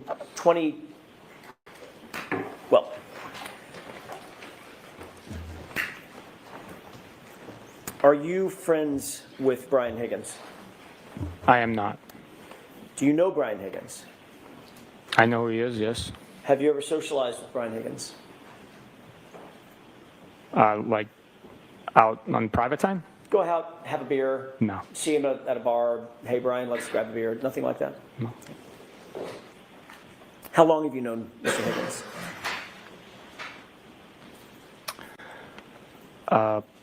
I'd be speculating. It's before this case. He was a law enforcement individual that worked in the area. So I've had cases where he assisted on and that I've assisted on. Would you consider yourself to have a professional relationship with him? I knew who he was, so yes, I would consider it a professional relationship. But you would not consider your relationship to have gone over to the personal relationship? You don't Not at all. socialize, do any No. private No. get-togethers? No. Okay. You would agree that this video pretty clearly shows, at least at one point, around 1:34 a.m., Brian Higgins was on his phone? Is that the one that he has the device by his face? Correct. It appears that way, yes. And just to be clear, when you interviewed Mr. Higgins, he did not volunteer to give you his phone, correct? He did not volunteer it, no. And you didn't seek his phone through a warrant or any other mechanism? I did not know.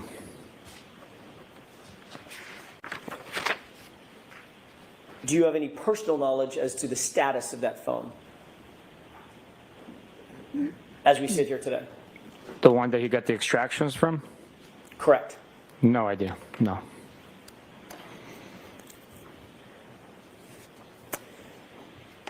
I want to shift gears to another series of videos. Last year at another proceeding, you were asked about a couple of videos from the interior Sallyport garage at Canton PD. So now we're going to move to the interior. You remember those series of questions and answers that you gave? Generally. Okay.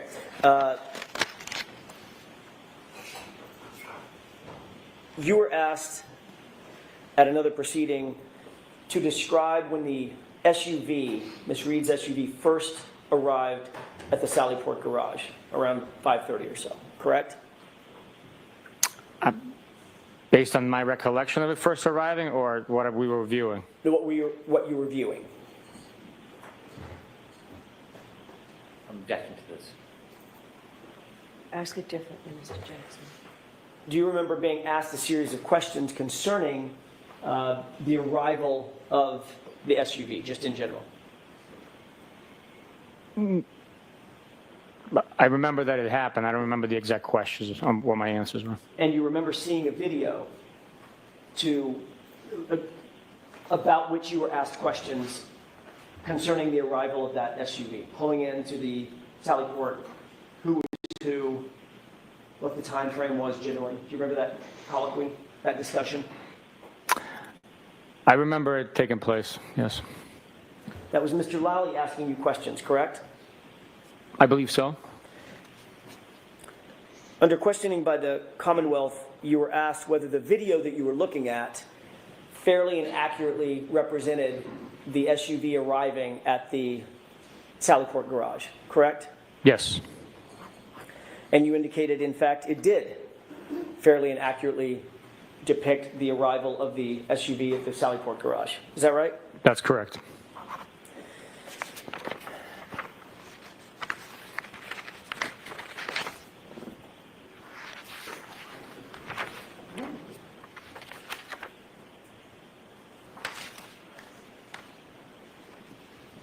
I'd like to ask you a question about that particular video. Do you have it, Eddie?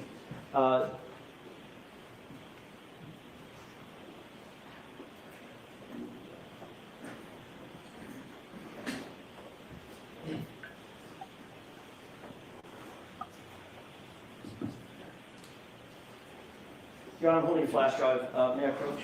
Yes.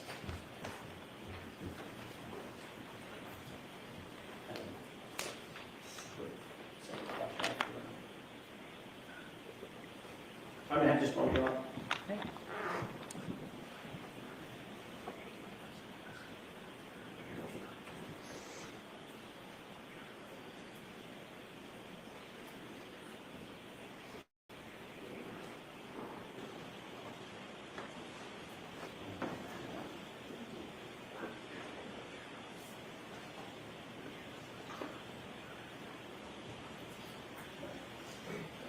May I have a moment to consult with counsel? Okay.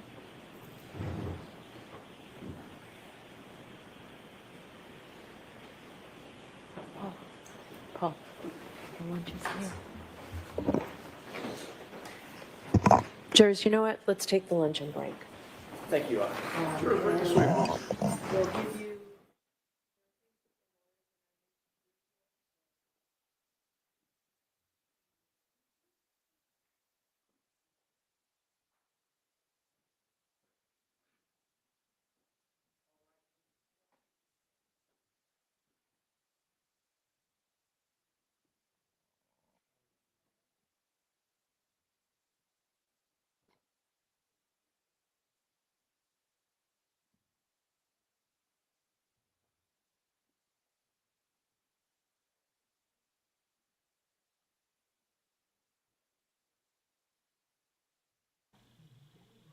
Oh, okay, Michelle. No worries, ma'am.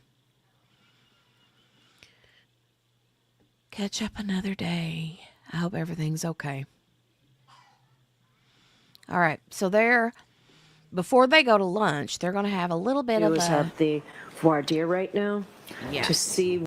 They're going to have this voir dire. I love how the closed caption says the voir dire. Oh, Lord. That's so funny.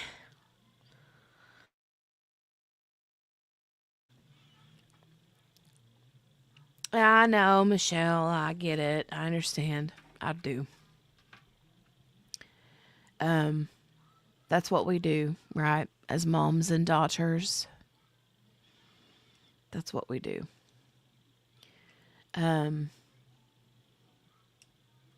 I'm sure the vast majority of us in the chat. I know Morgana for sure. And, you know,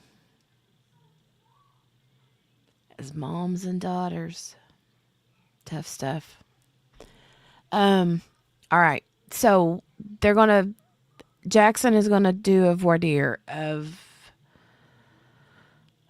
whether or not or how much Buchanan knew of the relationship between the Alberts and apparently husband is home or somewhere, because that notification is always oh,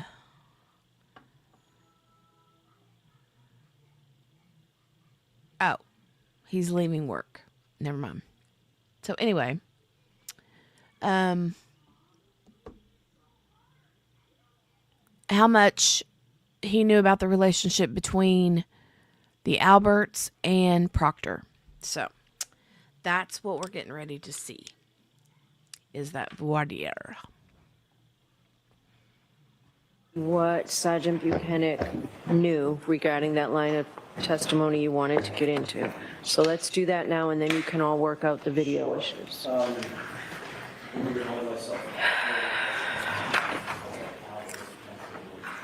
Yes. Okay. You just love Bev's.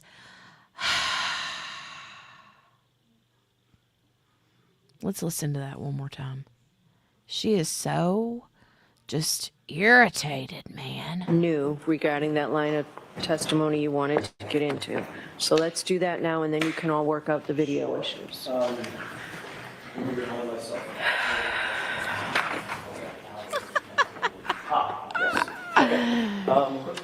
May I inquire briefly? Yes. Thank you. That's her Sergeant, right now. We were talking before the jury left. We were talking a little bit about the conversation that you had. I'm with, gonna put it on 1.25. Michael Proctor, either during or just before, or just after that first interview with Chris and Julie Albert. What I'd like to ask you is, what information did you have, and what did you ultimately learn about their relationship? You said there were some accusations, and we never really got to the heart of it. What did you know, and what did you do to investigate? What did you learn? And he said yes. And me being a complete outsider and his supervisor, and realizing if there was any impropriety that I would step in and recognize it, report it, and act on that. The interview was conducted without issue, and we moved on. As a matter of fact, one of the things in Trooper Proctor's report, it said, the report started with following formal introductions. Did that suggest to you that Trooper Proctor had no knowledge of who Chris or Julie Albert were from a personal standpoint? Not at all. I believe maybe I wrote the report, or was it him? I think it is you. I think it is Yeah, so you. Yes. Just so you have it. thank you. Yeah, since I authored the report, I wrote following formal introduction since I've never met them before. Okay, so that was more attended to you than to Michael Proctor. Correct. Okay, but the report does say we introduced ourselves, basically. Following formal introductions. Greeted, but I had formal introductions to them. I've never met them before in my life. You said that subsequently you learned about your word accusations that had been made concerning possible relationship between Michael Proctor and the Alberts. What was that information that you learned? When was it? I need that. When did you learn it? I thought you said 2023, but I could be wrong. When did you learn that? It was I believe, during the July motion proceedings when you guys had pictures up of children. July of what year? I believe 2023. Okay. And what was it that you learned in July of 2023 about the potential? The accusations? Yeah.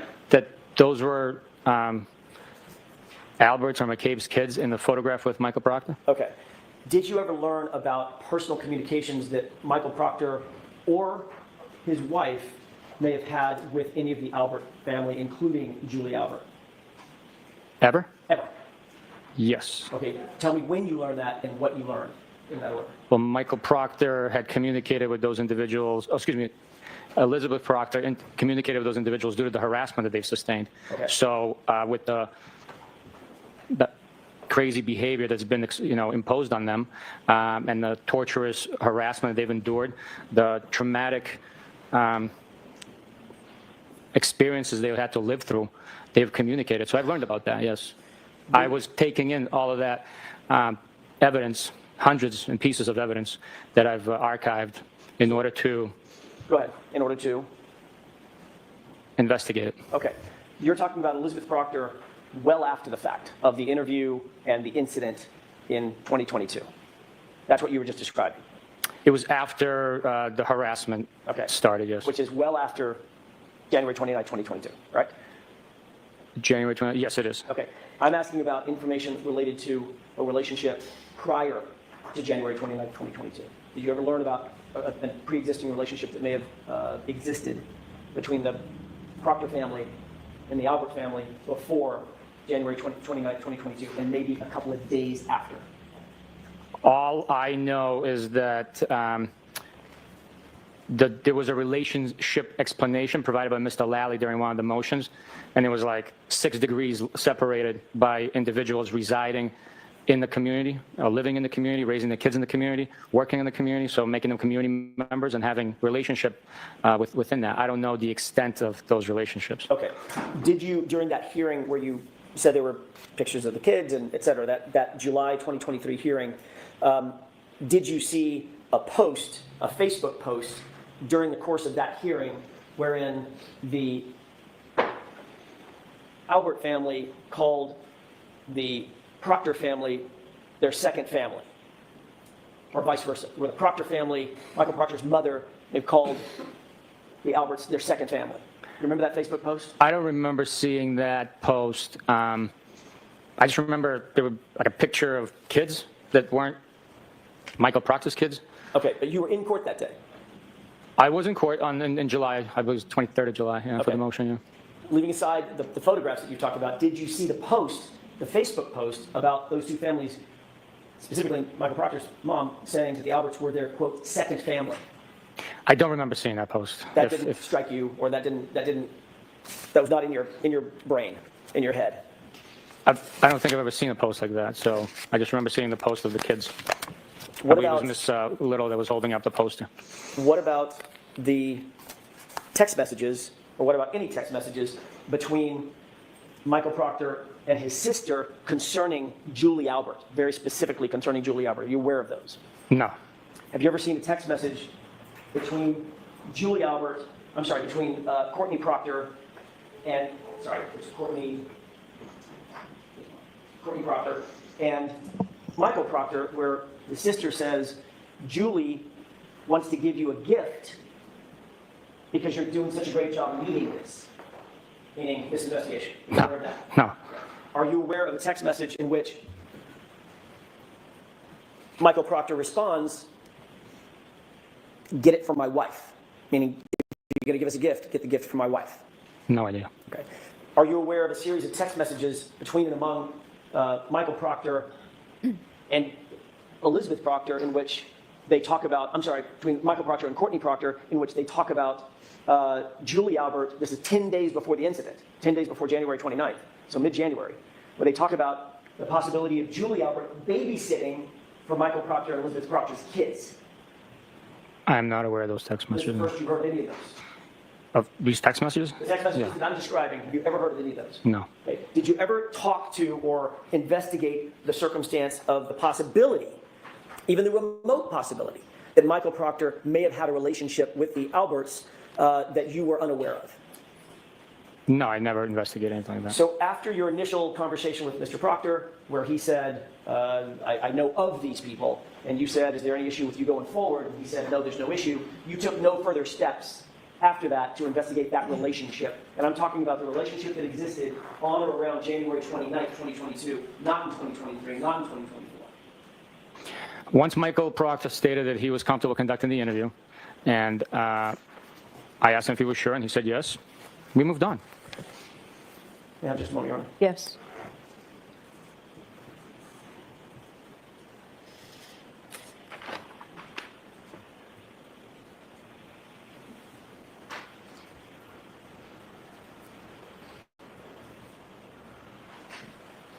My second questions, were you in court? I know you're indicating that you've never heard about these text messages. Were you in court in February of 2024 following the federal investigation revelation, the documents that we got from both sides got from the federal investigation, which revealed, and was revealed in open court, the text messages about gift giving between Courtney Proctor and Michael Proctor? Hey, Julie wants to get you a gift, and Michael Proctor's response was, get it for my wife. Were you in court when those were revealed?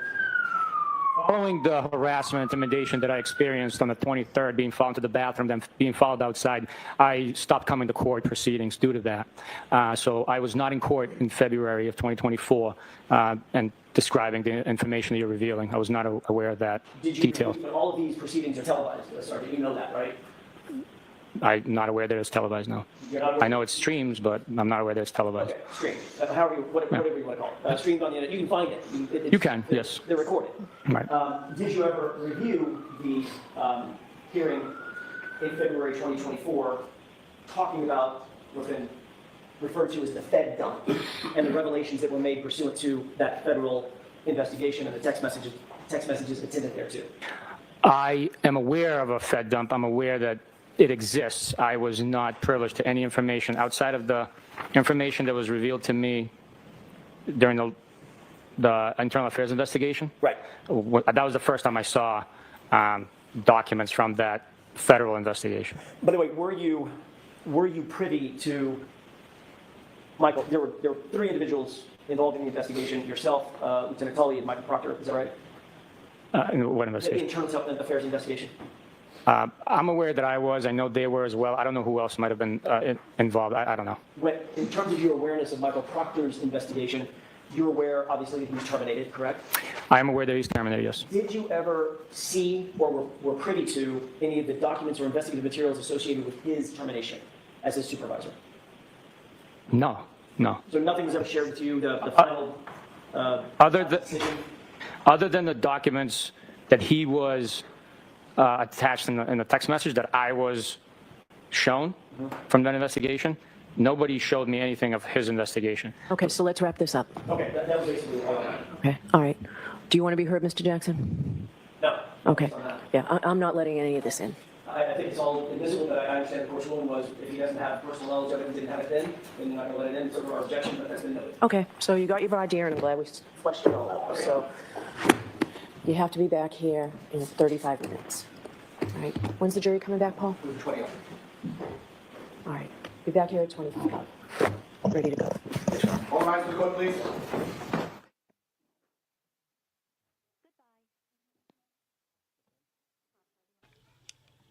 Oh, right, Kel. I love that face. Ooh, I love that. All right. Let's zoom, zoom, zoom. Through their lunch. Lunchy lunch.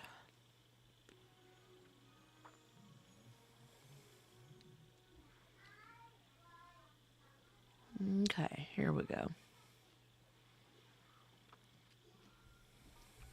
You are unmuted.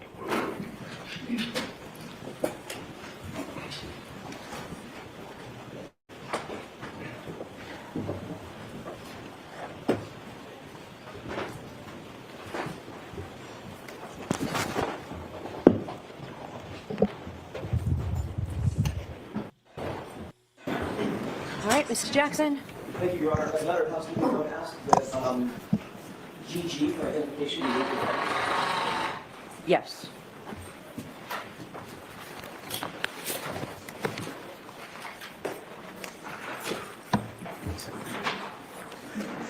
May I inquire? I'm so sorry. I did it again. Thank you. Thank you. Yes, go right ahead, Mr. Jackson. Thank you. Just before the lunch break, Sergeant, I asked whether you had engaged in a discussion with the Commonwealth at a prior proceeding in which you were shown a video and you talked about the fairness and accuracy of that particular video in the Sallyport when the SUV was first pulled in. And you indicated that you did indicate that it was fair and accurate, correct? Yes, back then, yes. Yep. I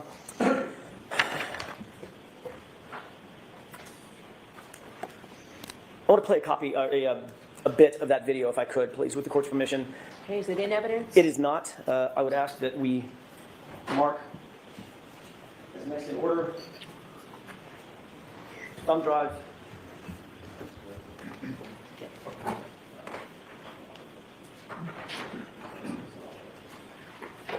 Are we marking this for identification, or is there an agreement it's going into evidence? I'd like it in evidence. We agree with the stipulation that it's authentic. I'm not going to argue metadata issues or authenticity issues, so. All right, so is there a stipulation that this is authentic? Okay, so folks, again, a stipulation means the parties agree, and with that, I will allow this into evidence as the next exhibit. Madam Court Reporter? Mr. Jackson, is this it? That's it. Exhibit 118? Okay, now you may display it. Thank you.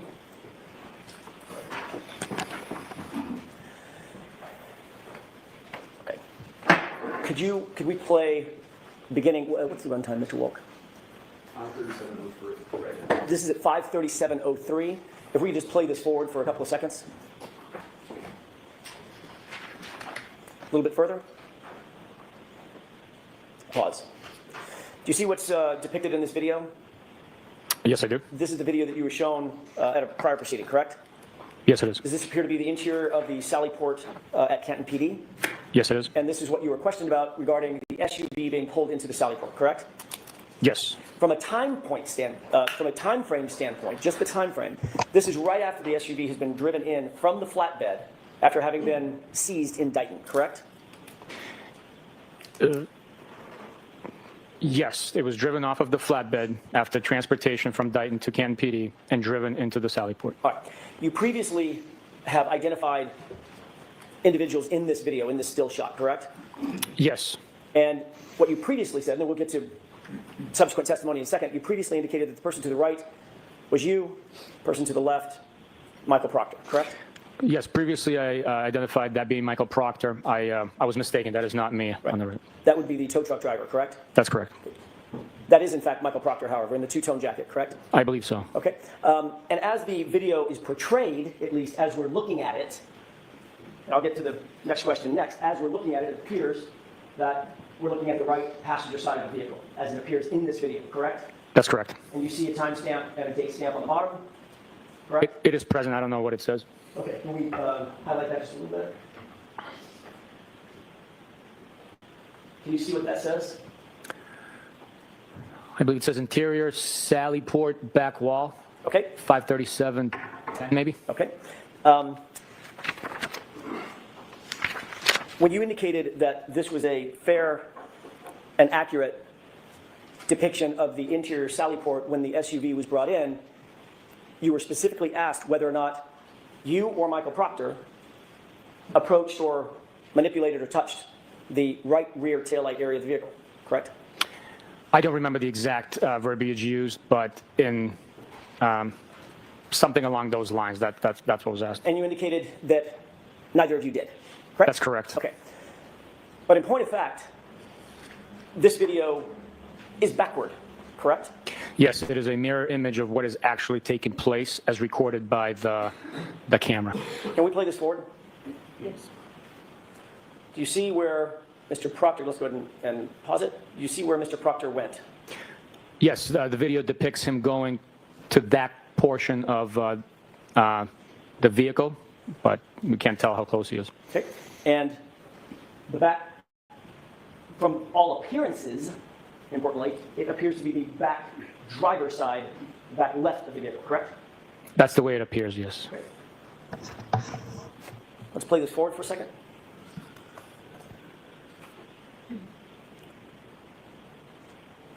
Pause. Can I ask you to pay special note to the far rear side of the vehicle? Do you see what appears to be Mr. Proctor's head? Yes. As the tow truck driver walks past the rear of the vehicle, can you watch and tell me if you see Mr. Proctor do anything or move in any way? Let's go ahead and play it forward. Pause. Did you see any volitional movement by Mr. Proctor as the tow truck driver moved past him? Yes, it appears if that is his head, it shifted weight. Okay. Let's go ahead and play it forward. Stop. Did you see a person that appeared to morph toward the back of the vehicle? Right there. There is some anomaly there with the footage, so it could possibly be used to describe that what took place. Can you recognize that person? I cannot know. You indicated previously, does that person look large or small in stature? I can't tell. As compared to, for instance, Michael Proctor, whose head you can see above the car. What about this person? Taller, shorter than Michael Proctor? I can't tell from here. I can't. You indicated that Chief Berkowitz was a smaller statured person, correct? I never said that. I'm sorry? I didn't know his height. Larger or smaller? Generally. How about this? Larger or smaller than you? He's shorter than me. Okay. Can you tell whether or not that is Chief Berkowitz? I cannot know. Okay, let's go ahead and play it for him. And a little bit further. Pause. What does it appear that Mr. Proctor does at this point in the video? He's walking. Okay. Do you see anything in his hand? I cannot tell from the video, but he might be carrying something. Remember we looked previously at a portfolio, black portfolio. Does it appear that he may have a black portfolio in his hand? That is very likely, but I don't know exactly what he's carrying. Okay, let's go ahead and play this forward. Okay, and did it appear that somebody just appeared at the front right, or sorry, the right-hand side of the screen toward the front of the SUV as well? Yes, it appears that way, yes. Okay, let's take this down. I'd like to mark.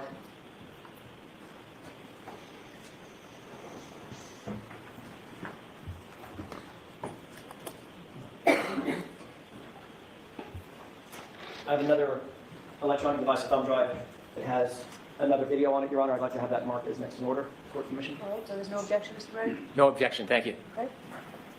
Exhibit 119.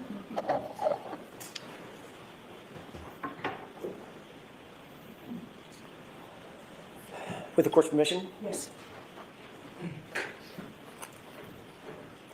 Now, Sergeant, what does this show? It appears to be the mirror image of the previous footage. I don't know the exact timestamp there, but Can we increase the date and time?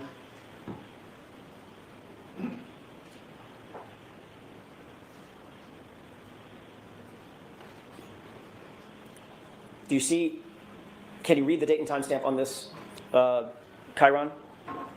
I cannot know. It's because it's backward, correct? I can't read it. I can't make it out, sir. Can you make it any bigger, Mr. Wolk?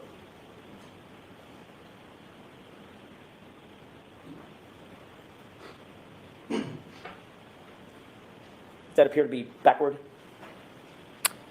Based on me recognizing some of the digits, it does appear to be backwards. Okay, let's look at the whole screen again. Sergeant, let's play this forward for just a quick second.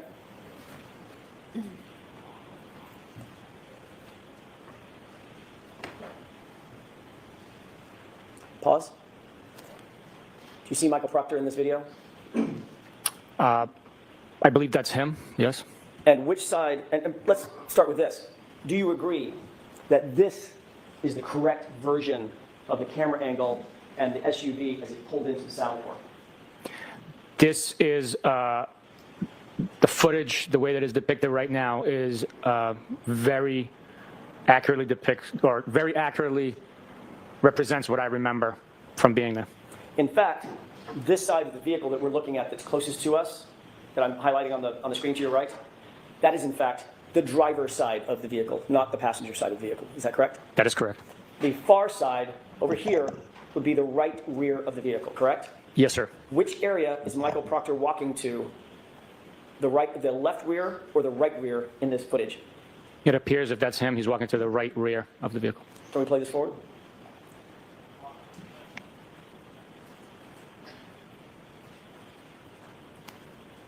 And do you see Mr. Proctor's head above the SUV? Yes. And watch him as the tow truck driver walks by. Did he appear to move? He shifted weight, yes. And it appears that there's another person that showed up in the footage, an anomaly of some sort, walking off screen left to right. Is that right? That's what it appears, yes. Is Mr. Proctor still at the right rear taillight area? He's in that general vicinity, yes. Let's go ahead and play it forward. A little bit further. Pause. Can you see anything in his hand? Let me just ask it. Closed in. Do you see the portfolio in his hand? It would not be unlikely that it's there, but I can't tell exactly what it is in his hand. Let's play it forward. Do you see anything in his hand now as his arm? Yes, yes. Does it appear to be consistent with the black portfolio that we saw earlier? Yes, it is, yes. Let's move forward. And he is now off screen, correct? Yes. So, in point of fact, Sergeant, when you were asked previously whether the prior video fairly and accurately depicted what you recall as it pertains to the SUV and the Sally Port, that was not quite true, correct? I'll allow it. The way I understood the question is what I'm watching accurately depicts what's taking place. It is. Just because it's a mirror image doesn't mean that it's not recording what the actions and what is transpiring. But you would agree, at least, that the previous video showed exactly the opposite of what was true and correct. Not just a mirror image. What was left is right, and what is right is left, correct? Okay. Stage is to that one. Would you agree that in point of fact, a mirror image video is not a true and accurate depiction of what's depicted in a scene? I think it just is a mirror image of what's taking place. If you see someone walking in or driving a vehicle and it's depicting the action of the vehicle being pulled in, and if it's mirrored, it's pulling in from left to right or right to left. It's still documenting the activity that's taking place. Or if someone walks to the left rear of the vehicle versus the right rear of the vehicle, those two things will be switched, correct? That is correct, yes. And you'll agree that the prior video that we showed, that you and I just talked about, the inverted video, appeared for all intents and purposes to show Michael Proctor stay away from the left, from the right rear taillight, walk all the way around, and position himself to the left rear taillight. You agree with that, correct? Objection. Do you agree with that? I'll allow it. It appeared that that is what was happening, but he was standing next to the taillight that was already damaged. But in the corrected video, which is this one, it actually shows unequivocally that Michael Proctor walked directly to the right rear taillight portion of this SUV. Correct? I'm sorry, can you repeat that? Sure. In the corrected video, this video here, this unequivocally shows that Michael Proctor walked toward the right rear area of that SUV, where the right taillight is. Correct? Yes. And you'll also agree that this video was taken before any taillight material was ever found at 34 Fairview, correct? Can you zoom in on the time? Not on this one, this is backwards. I know that the SUV pulled into the garage, the Sally Port, at 5:35, and we were still on scene at 5:51, almost 52. So, yes, if that's timestamp before 5:51, before we left Canton PD, then yes, taillight pieces had already been found. So 5:35, 5:37 is before the first taillight pieces were found. All right. I'd have to see a timestamp of when they were exactly found, but if Well, that, a different one. 5:37, 5:35 is before 5:45. yes.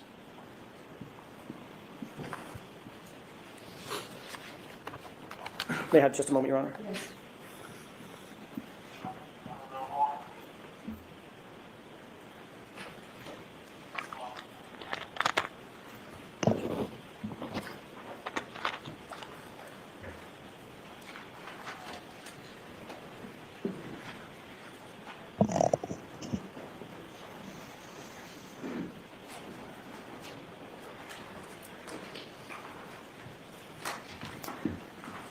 Sergeant, Canton PD is about 1.5 miles from 34 Fairview, is that right?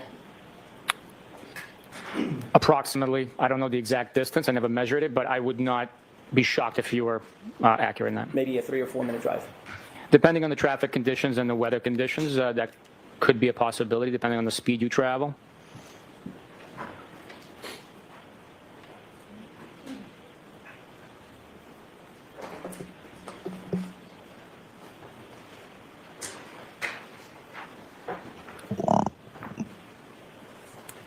I'm sorry. Your Honor, I have a photograph that I'd like to have marked with the court's permission. If I may approach. Marked for identification? Marked for identification for the time being. Okay.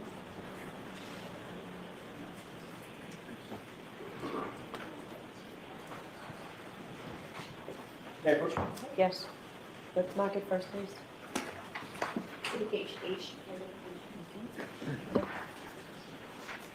Thank you.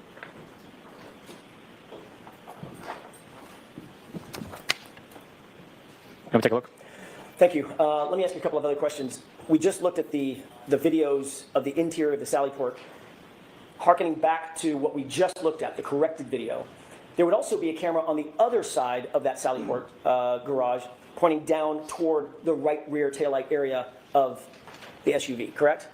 Yes. There's a camera situated on the opposite side. We'd be looking at that camera, correct? Yes. Okay, taking a look at that photograph, I know the quality of it, but can you tell if that appears to be a still image from that camera?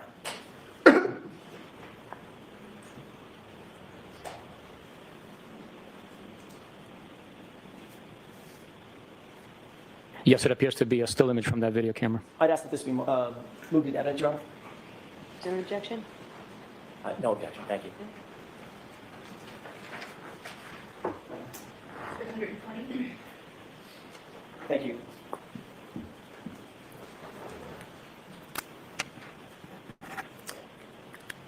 If we could display this for the jurors, Your Honor, just the photograph.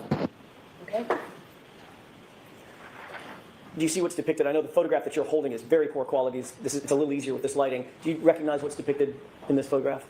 I'm sorry, your laser was bouncing off on the ceiling. I I was trying to apologize. make it easier for you. Yeah. This photograph here. That appears to be the seized SUV belonging to the defendant with it being situated inside the Sallyport.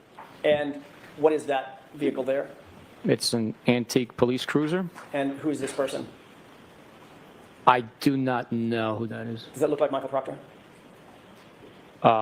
Don't know. I'd have to get a zoom in. I don't know. Would that be, does he have glasses on? I don't know. Would it be Chief Berkowitz? It could be Chief Berkowitz. I don't know.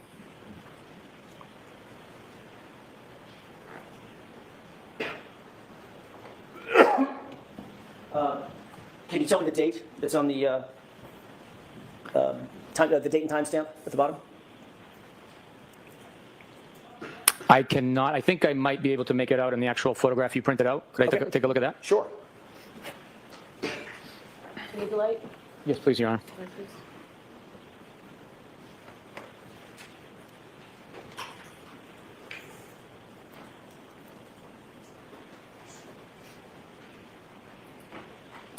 It appears the time is 11:08 and 59 seconds in the morning of possibly January 30th of 2022. Okay.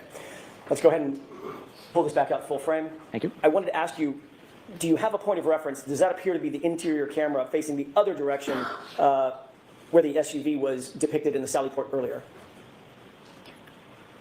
It's the opposite of what we had viewed earlier, diagonally across, I believe. So this would be the right rear of the vehicle, correct? That is correct. Now I'd like to ask you to take a look at a video. Now that we have that point of reference, Your Honor, I have a final video.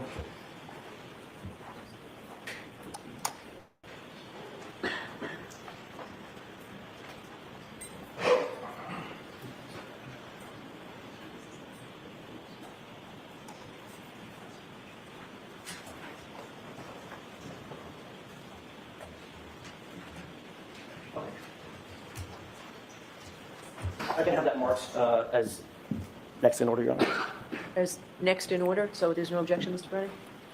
I have no objection to that being entered, no. Exhibit 121.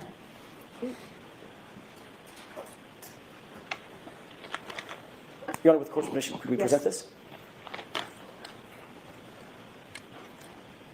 Go ahead and play it. Pause. Can you make out, now that that's paused, can you make out what's depicted toward the top of the screen? Yes, it appears to be a distorted image of that antique police cruiser. Okay. And does the area next to the police cruiser appear to be empty? Some snow on the ground? Yes, it does. Actually, yes, it does look that way, yes. Okay. So there's nothing next to the police cruiser, at least at this point, correct? That's what it appears to be, yes. Can we take a look at the timestamp on this document, or on this frame? I'd ask you to let the jurors know if you can see what the actual run time is on this. I could see the timestamp. I don't know the runtime, what it's going to be. It's 5:07:10 or 12, something like that? That's the 5:07. timestamp, yes. Okay. Yes, PM. Now, if we could just play this forward, go back to full screen.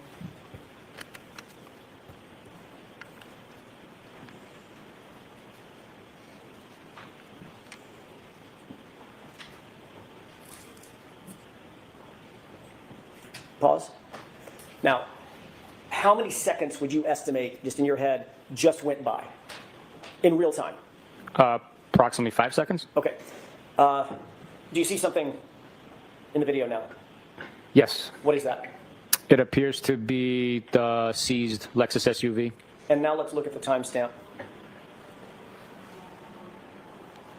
What time is that?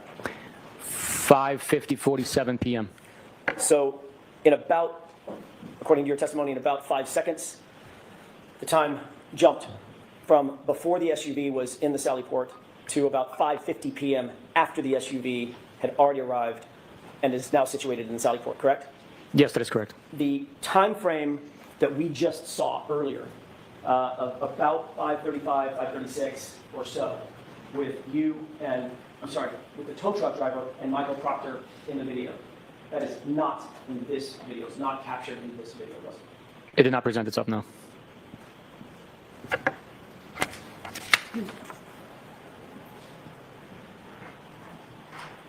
all I have. Mr. Brennan?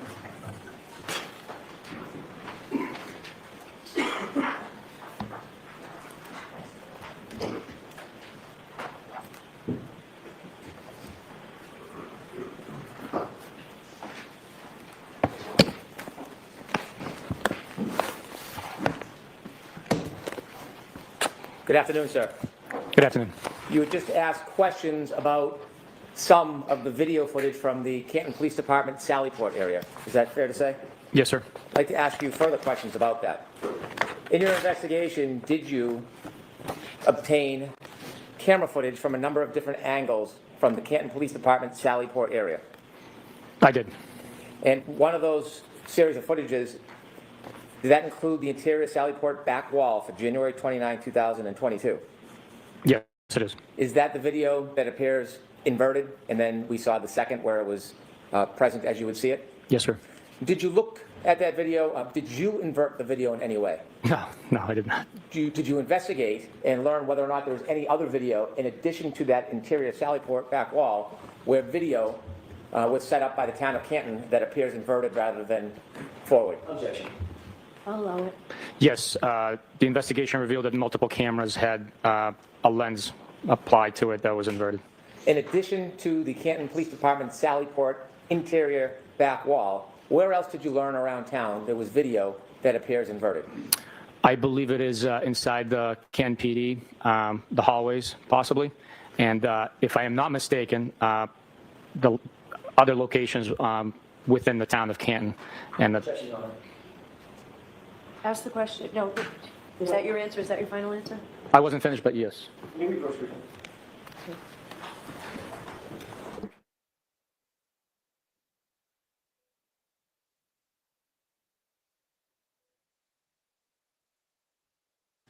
Is that your final answer?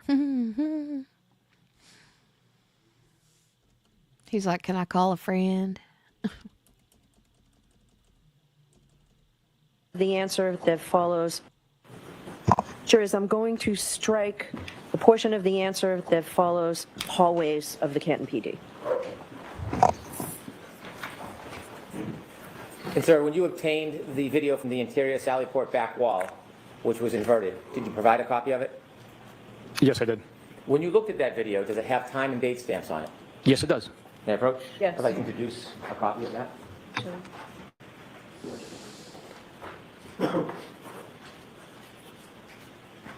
Exhibit 122.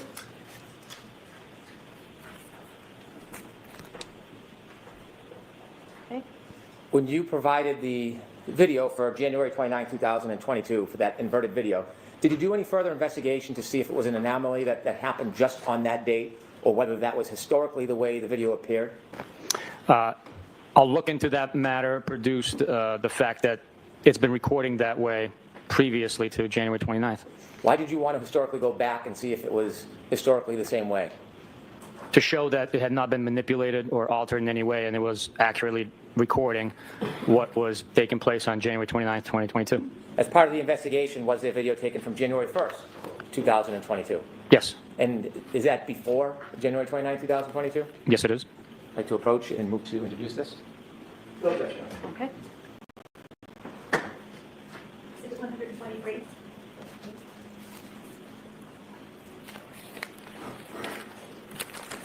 Do you know how many cameras are inside the Sallyport?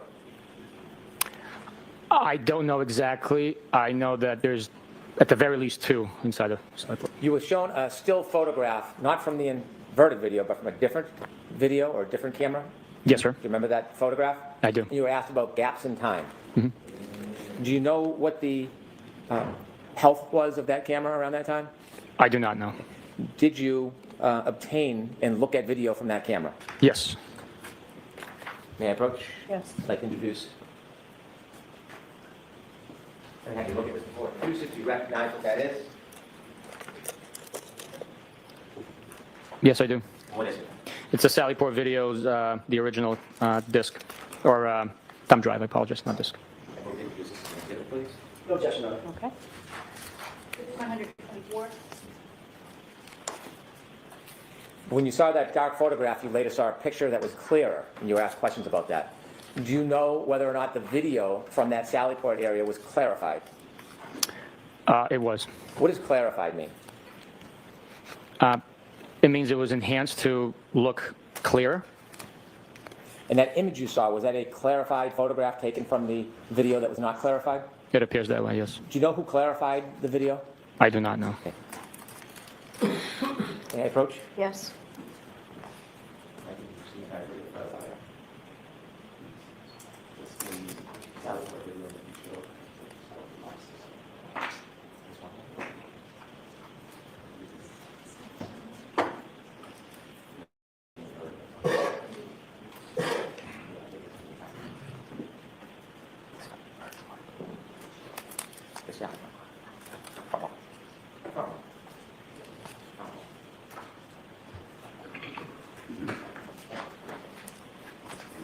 Getting you a zip drive, you know what is on that? Yes. What is it? It's Sallyport clarified video from the front wall. Thank you. I moved into this as an exhibit. No objection, Mr. Jackson? Sorry, Your Honor, no objection. Exhibit 125. With the court's permission, could I play a portion of the clarified video for the jury? Yes. With Ms. Gilman's assistance, could you take us to the clarified video of the Sallyport, and could you take us to about 5:35?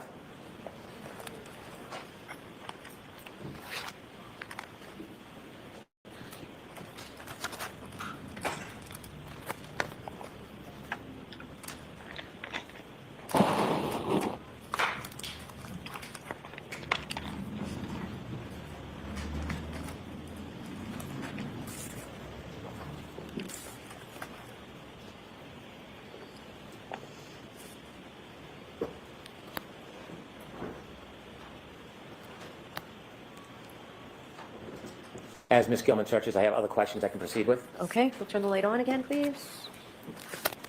Go ahead, thank you. Did you obtain video of outside the Sallyport to show what time the tow truck arrived with the defendant's Lexus? Yes, I did. May I approach? Yes. Can you and I, do you recognize it? Yes, I do. And what is it? It's a disc containing CPD exterior Sally Port video. Move to introduce this, please. No objection, Your Honor. Exhibit 126. Similarly, did you obtain video from the front driveway of the Canton Police Department depicting the arrival of the defendant's Lexus? Yes. May I approach again, Your Honor? Yes. Thank you. Can you another item? Do you recognize this, sir? Yes, I do. What is it? It's Canton PD driveway video. And is this a copy of the video you obtained? Yes, it is. I will move this into evidence. No objection. Exhibit 127.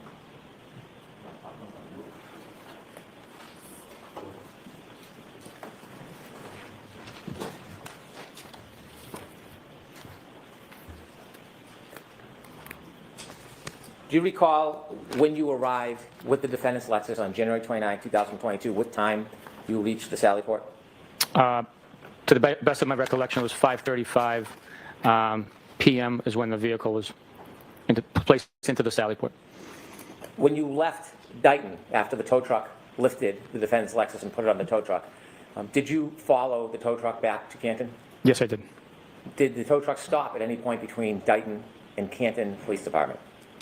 Other than red traffic lights, no.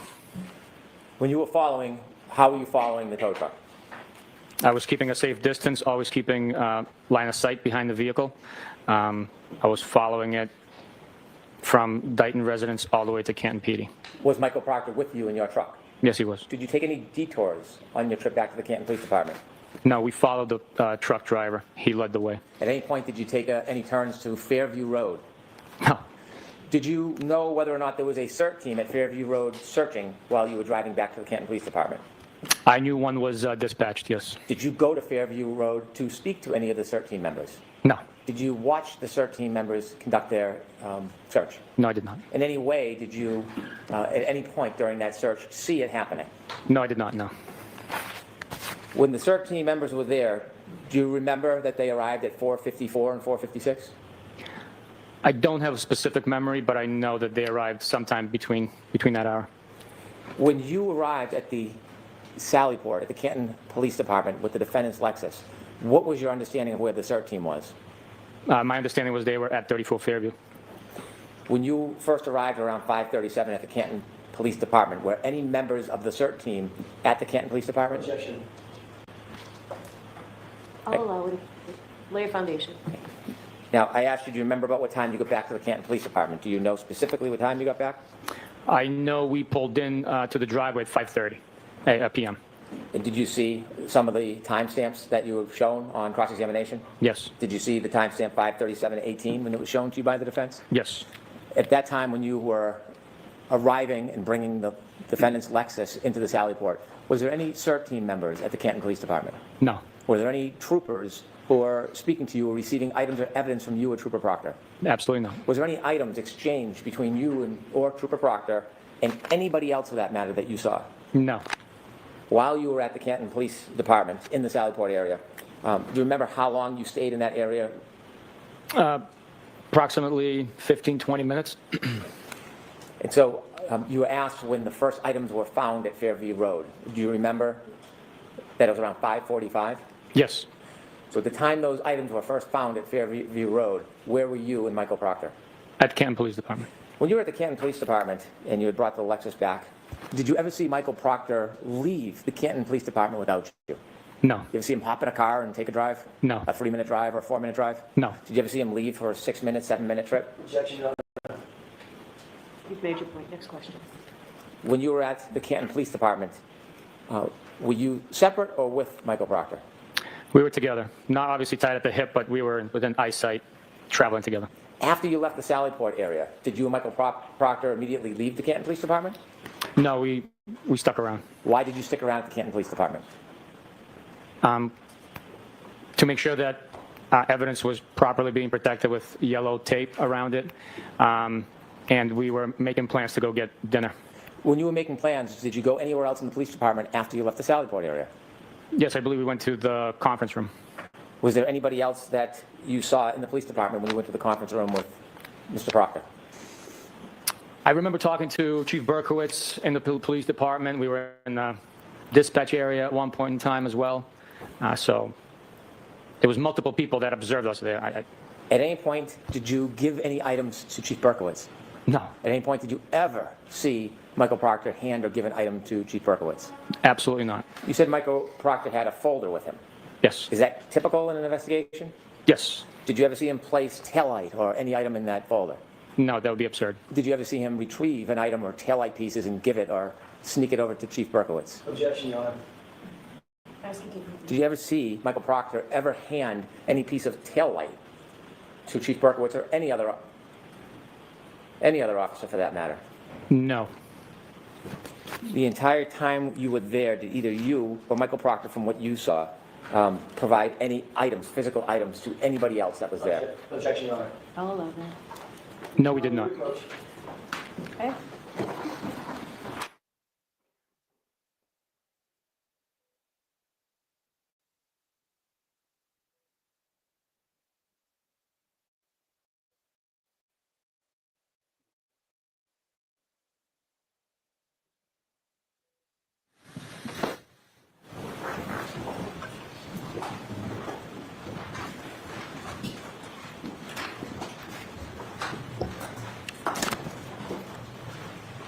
May I? Yes. At any point from when you first arrived at the Canton Police Department with the defendant's Lexus to the point when you left to go to dinner or to get something to eat with Michael Proctor, did you ever provide any physical item to anybody at the Canton Police Department? No, other than dropping off the vehicle itself, we did not exchange anything. Oh, don't say we, I'm just asking for you. Now I'm going to ask you, at any point when you got to the Canton Police Department until you left to go to eat with Michael Proctor, did you ever see him hand any physical item to any other person whatsoever? No, I did not. And after, do you know about what time you and Michael Proctor left the Canton Police Department? I would have to estimate it to be around 6, maybe well after 6. And at the point you left, do you know how many of the items had been found by the CERT team at 34 Fairview Road at the time you left the Canton Police Department? Objection. When you left with Michael Proctor, where did you go? I went to Norwood, Massachusetts. Is that where you ate? Yes,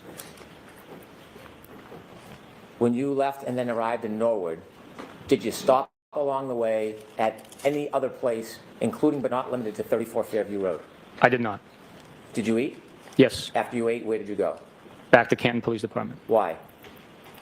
We were having a debrief for that day on the investigation so that everybody could get a good understanding of what had been learned, what had been collected, and where the investigation stood, and to assign tasks on the next steps. Who were you meeting at the Canton Police Department when you returned?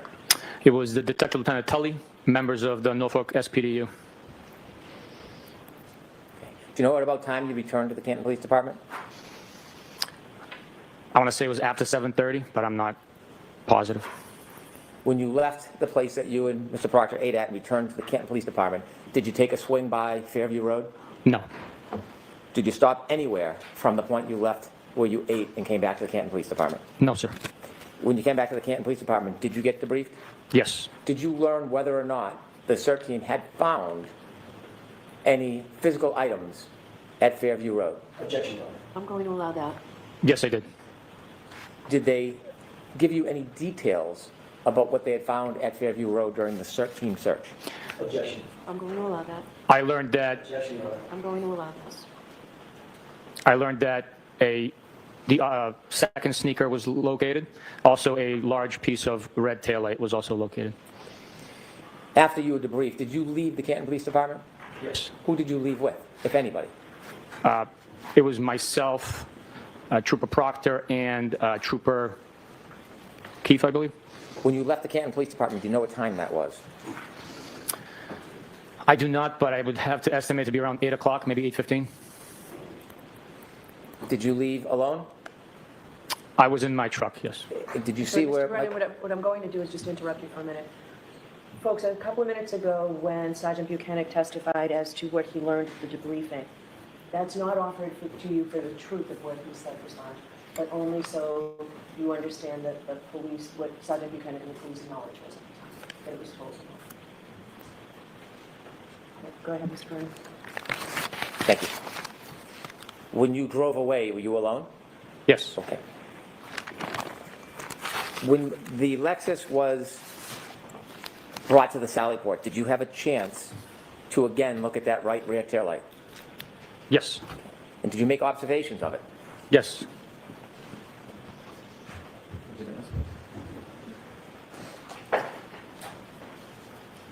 Which one's the right rear taillight? Which photo's the right rear taillight?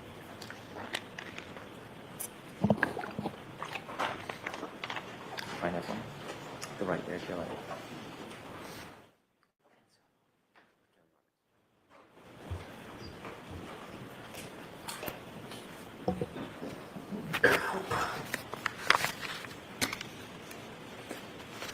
While you were at the Canton Police Department and in the Sally Port area, did you ever see anybody take a piece or in any way remove part of that broken taillight from the Lexus? No, I did not. If you had, what would have you done? Objection. Sustained.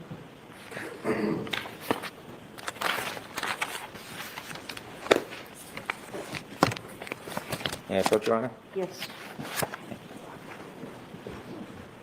So, Mr. Jackson? Can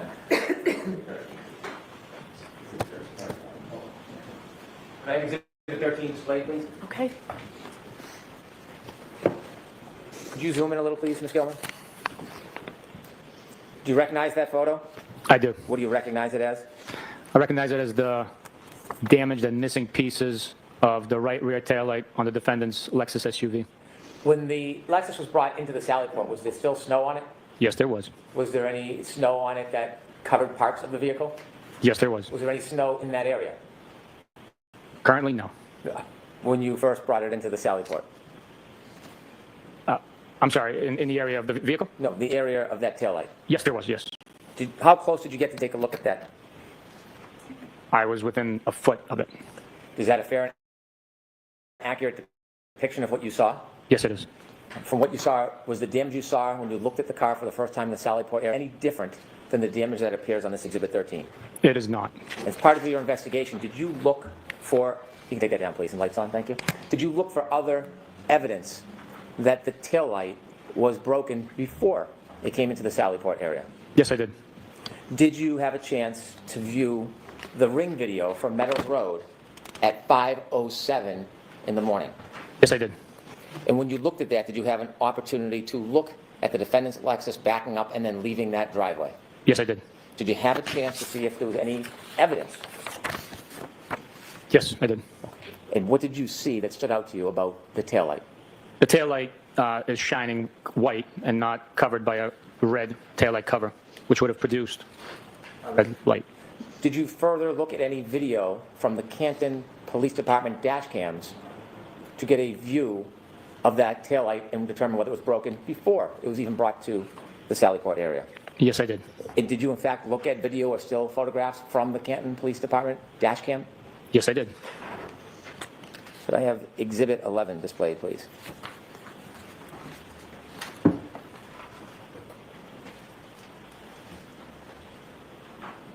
And during your investigation, when you were making this analysis, did you view this photo? Yes, I did. Did you make any particular reference or anything that caught your attention in this video? Yes, the right rear taillight of the Lexus SUV is missing the red lens cover, and it is damaged.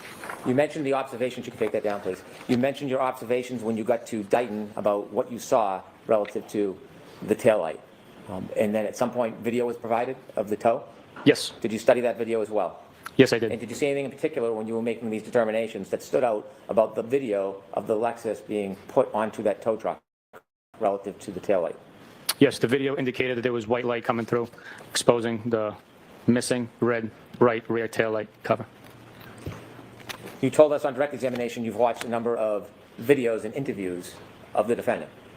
Yes. Without getting into the content, did you watch any videos where the defendant talks about the broken taillight prior to the Sally Port. Objection, Your Honor. In that form, I'll sustain it. Did you listen to any interviews of the defendant relative to the taillight? Yes.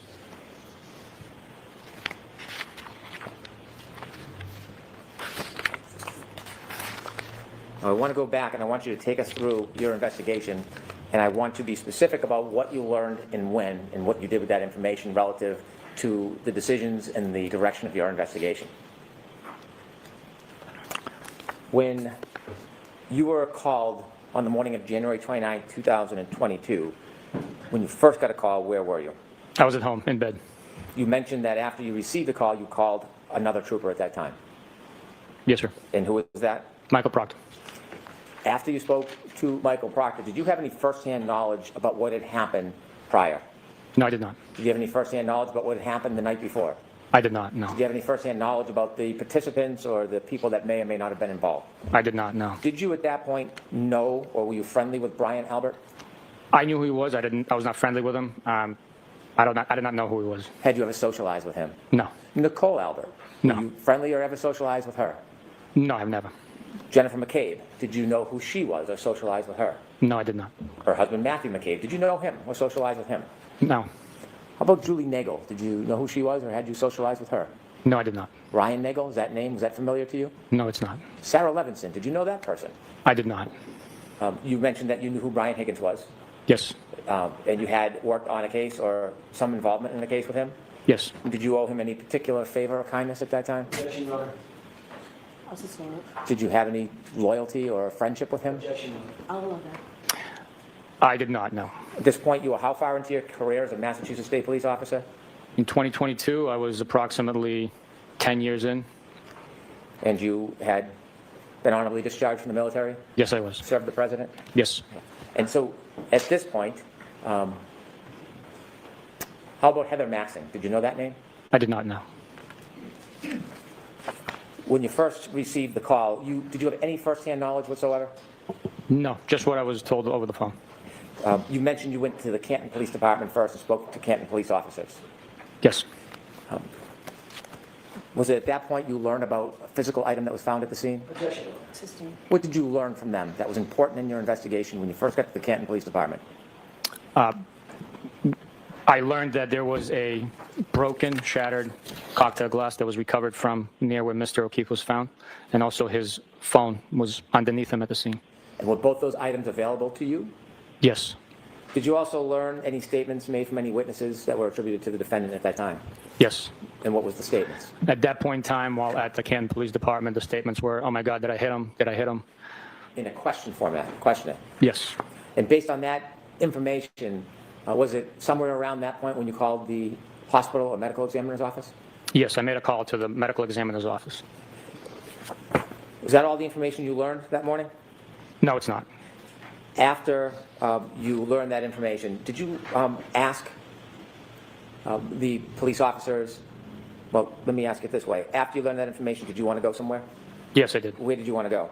I wanted to interview the individuals that were with the defendant when Mr. O'Keefe was located and get their accurate and most first-person information from them directly. Do you know whether or not, were they suspects at this point? No, they were not. Did you know whether they were eyewitnesses or differently witnesses? At this point in time, prior to speaking to them, I just knew that they were eyewitnesses for the location of Mr. O'Keefe, but I did not know if they were eyewitnesses or witnesses. And who did you speak to?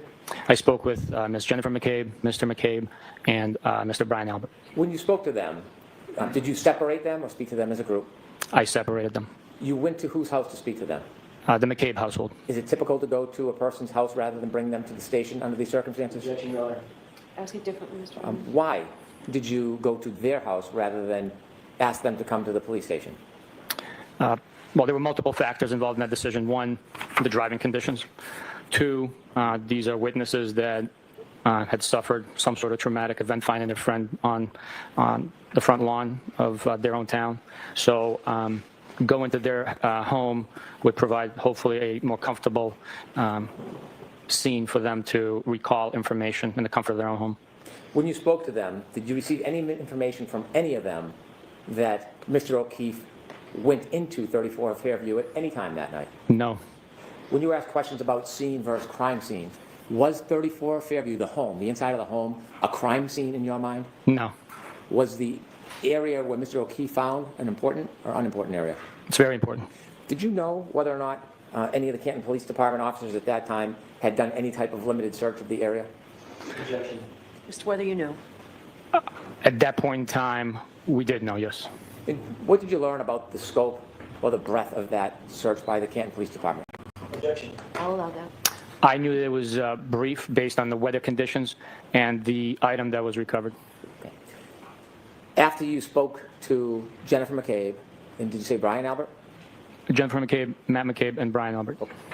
At that point, did you have any reason to want to go into 34 Fairview? No, I did not. Did you learn whether or not Canton police officers spoke to those particular people who lived there before you got there? I had learned, yes. What did you learn? I learned that Canton police officers went inside the home, spoke with members inside the home as well. When you speak to witnesses, you've done many interviews over your Yes, I career? have. Yes. In addition to asking questions, what are you looking for when you speak to a witness? We're looking for body language, how willing they are to provide the information, and as with everyone, we always trust by verify. We corroborate their statements. Did you see anything about these witnesses when you spoke to them that cued you or concerned you to do a further investigation? Ask it to company. Was there anything about their mannerism or demeanor that stood out to you? I'll allow it. No. After speaking to the witnesses, in your mind as an investigator, what did you need to do next? I needed to take a look at Mr. O'Keefe's injuries for myself. And you shared with us detail about when you went down to Good Samaritan Hospital to make observations. Yes, sir. On direct examination, I pointed out you're not a medical examiner, are you? I am not, no. Not a biomechanical engineer. I am not, no. In your experience, when you looked at Mr. O'Keefe and had a chance to study his body, what impression did that leave you with relative to your investigation? I'll allow that. At that point in time, after viewing Mr. O'Keefe's injuries, my impression shifted from him possibly being struck with a glass that was located at the scene where he was found to him being struck by a vehicle. Why? Due to the abrasions and cuts on his right arm, and the amount of force, in my experience, the amount of force one would have to generate to produce the wound to his head. I'm going to strike that last part. After coming to the conclusion, or strike that, after making your observations and your determination, did your focus shift at that point? Yes, it did. Where did you want to go next? I wanted to observe the vehicle that the defendant was driving. What were you going to be looking for? Any damage to the headlights, windshield, and other parts of the vehicle that would have come into contact with Mr. O'Keefe. You mentioned the windshield and the headlights. Those were in the front of the car. Did you have an impression at that point? Yes, majority of the cases that I had exposure to with pedestrian vehicle strikes, the strike comes from the front of the vehicle. So in my assumption, speculation at that point in time, based on the limited information I had, that was my theory. When you got to Dighton, did that theory change? Prior to our arrival to Dighton, the theory had changed. Based on information you received from Jennifer McCabe? Sustained. What was that based on? It was based on information I received from Jennifer McCabe's phone conversation. And what was that information? That the defendant told her that she had damaged her taillight and showed Mrs. McCabe and Mrs. Roberts the missing pieces and damage to the rear right taillight of her vehicle. When you got to Dighton and had a chance to look at the defendant's Lexus, did your focus of your investigation develop in any way? Yes, seeing for myself that there was actual damage, coupled with the statements made, did I hit him, could I have hit him, along with the my observation, obviously, of the vehicle, my focus began to concentrate on the defendant. You shared with us that you went inside and spoke to the defendant. Yes. Why did you speak to her at her home rather than ask her or force her to come to the police station? Same reasons we interviewed the witnesses, the dry conditions, the time it would take for her to respond, of her own home or her parents' home, where she had just experienced a very traumatic event, being concerned for her well-being. We interviewed her in the comfort of her parents' couch. When you interviewed her in her parents' home, where was she seated? On the couch of her parents' living room. Where was her mother? She was in the home. I don't have a specific memory of her being in the room with us, but her father was in the room with us. Did you ever try to separate the defendant from her father when you interviewed her? We can approach.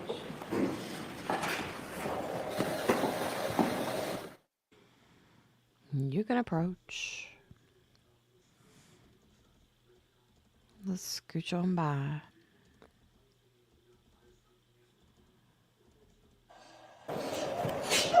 Bless you.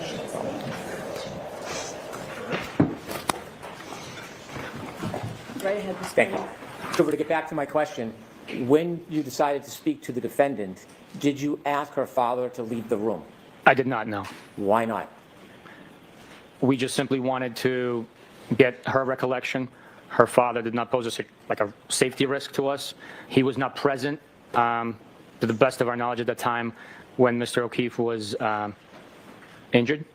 So him leaving the room just didn't appear necessary. Again, my concern was for her well-being, having known that she was sectioned, and we wanted to make sure it was a safe and comfortable environment for her to do the best she could to tell us what she remembered.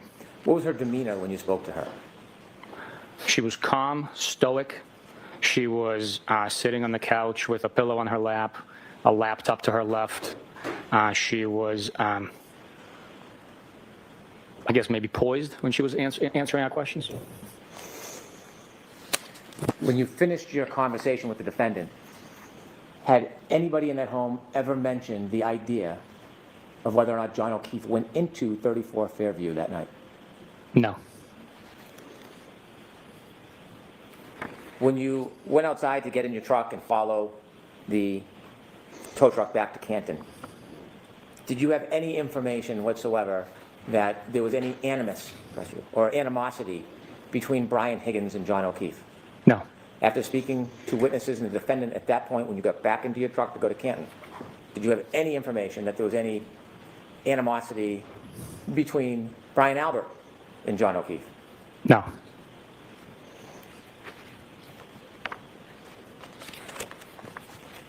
We've already talked about, out of order, your return back to Canton, the Sallyport, and then you and Mr. Proctor going out to dinner and going back, so I'm going to skip all of that. After you went home that night, did your investigation continue? Yes. How long do investigations continue for? Until they are completed and exhausted, sometimes years, sometimes decades. If you were to receive new information tomorrow, would you consider it? Absolutely. Sustained. When you write police reports, is there a time limit on when you can file a report? No. Throughout this case, did you write a number of reports over time? Yes.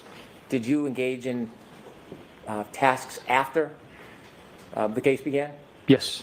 Have you engaged in tasks recently? Yes. As you were investigating this case, did you speak to a number of witnesses? Yes, I did. Did you consider reports that were provided by other troopers who interviewed witnesses? Yes. Mr. Proctor was the case manager of this case? Yes. You were his supervisor? Yes. Were there other troopers who participated in this case? Yes. Do you know whether or not Lieutenant O'Hara participated in this case? I do know. You do know? I do know that Did he participated, yes. Did he? Yes. Do you know if he had a team with him of other troopers? Yes. Do you know if Trooper Prince engaged in any interviews? I do know, yes. Are you familiar with the name Nick Gianturco? Garino, I saw. Yes, I am. And do you know if he engaged in any tasks in this case? I do know, yes. What did he engage in generally? He generally conducted the digital forensics portion of the investigation, extractions. Trooper Keefe, is that a name familiar? Yes, it is. And do you know whether or not he was involved? Yes, I do know. Were there a number of other troopers who were involved in different aspects of this case? Yes, there are a number of different ones. Trooper Evan Bright? Yes.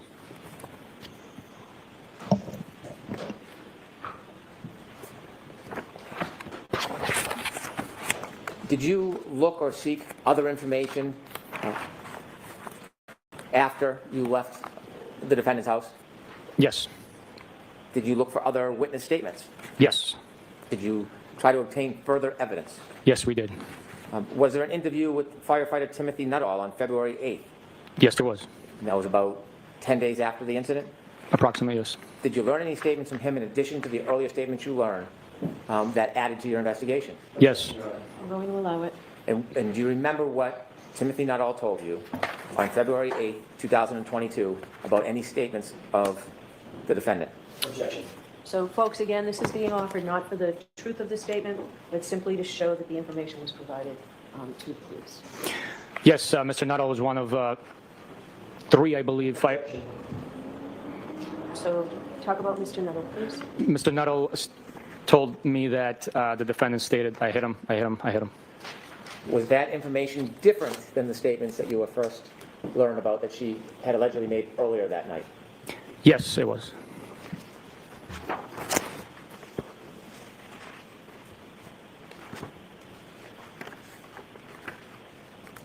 Did you interview firefighter Daniel Whitley on February 8, 2022? I did. When you spoke to him, do you remember whether he shared any statements about the defendant telling him anything about her interaction with Mr. O'Keefe at the end of that night? I believe that he stated that they got into a fight. Do you remember the words that he used when he described that fight? I do not remember the exact words. Those will be reflected in my police report, Would your police report potentially refresh your recollection? potentially. May I approach? Yes. Thank you.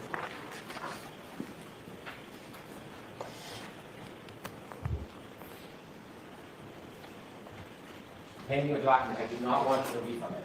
Okay. I want you to look at it, determine whether it refreshes your memory, and then I'll ask you if it refreshes your memory. If it does, I'll ask you about it. If it doesn't, then I won't.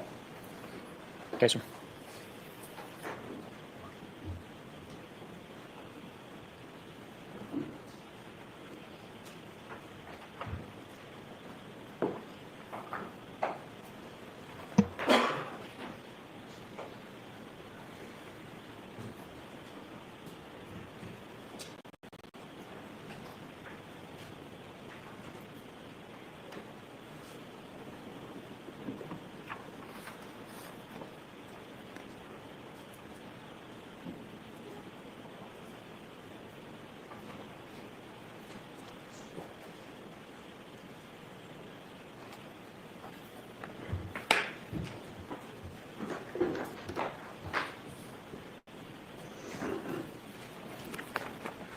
After reviewing your report, does it refresh your memory about your conversation with Daniel Whitley on February 8, 2022, about statements made by the defendant to him?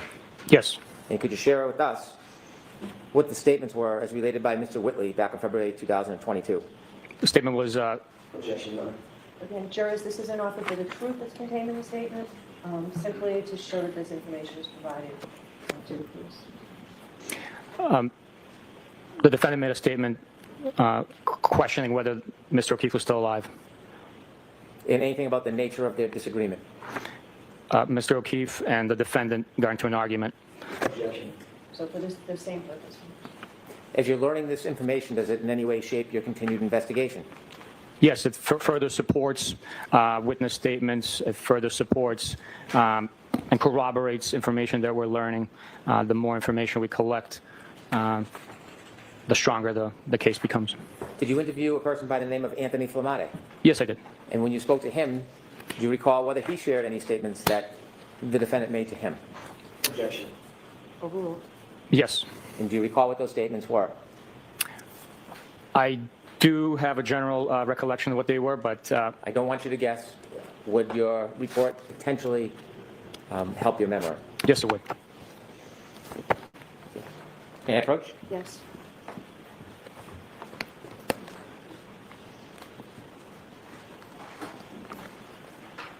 Thanks, sir. Same protocol that I mentioned before. Take a look, see if it refreshes your memory. If it does not, let me know. If it does, I'll then ask you some questions about it.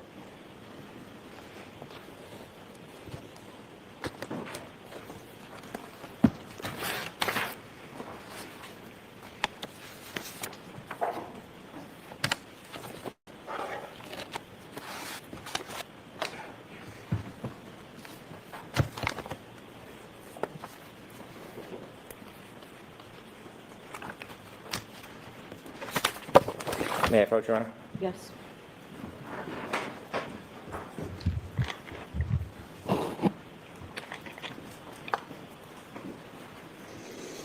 After looking at your report, does that refresh your memory at all? Yes, it does. And when you were learning information to shape your investigation, did you consider anything that Anthony Flamati told you? Yes, we did. Okay. And what did he tell you that the defendant told him that helped shape your investigation? Objection, Your Honor. I'm going to see counsel at sidebar for discrimination on this one.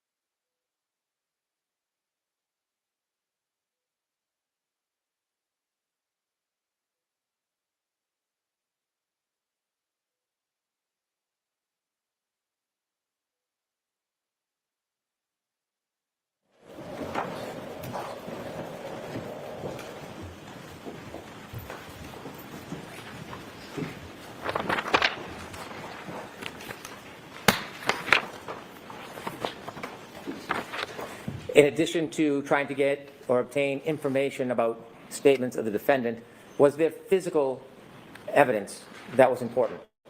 Yes. Was there any data evidence that any of the team from the Massachusetts State Police, were you aware of them pursuing any data type evidence? Yes, there was. Was there some phones involved? Yes, there were. What phones did you understand or pursue that you thought might be helpful for your investigation?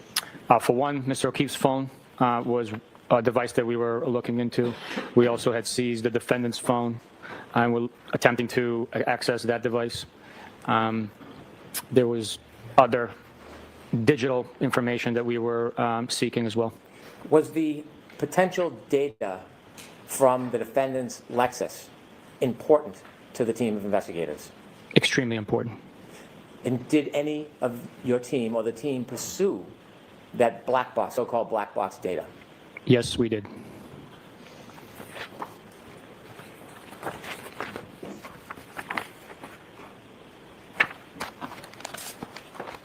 You were asked whether you interviewed or present for interviews of Nicole and Brian Albert? Yes. And after you spoke to them, including and considering all of the prior information you had, was there any evidence that John O'Keefe went into 34 Fairview Road on January 29, 2024? There was not.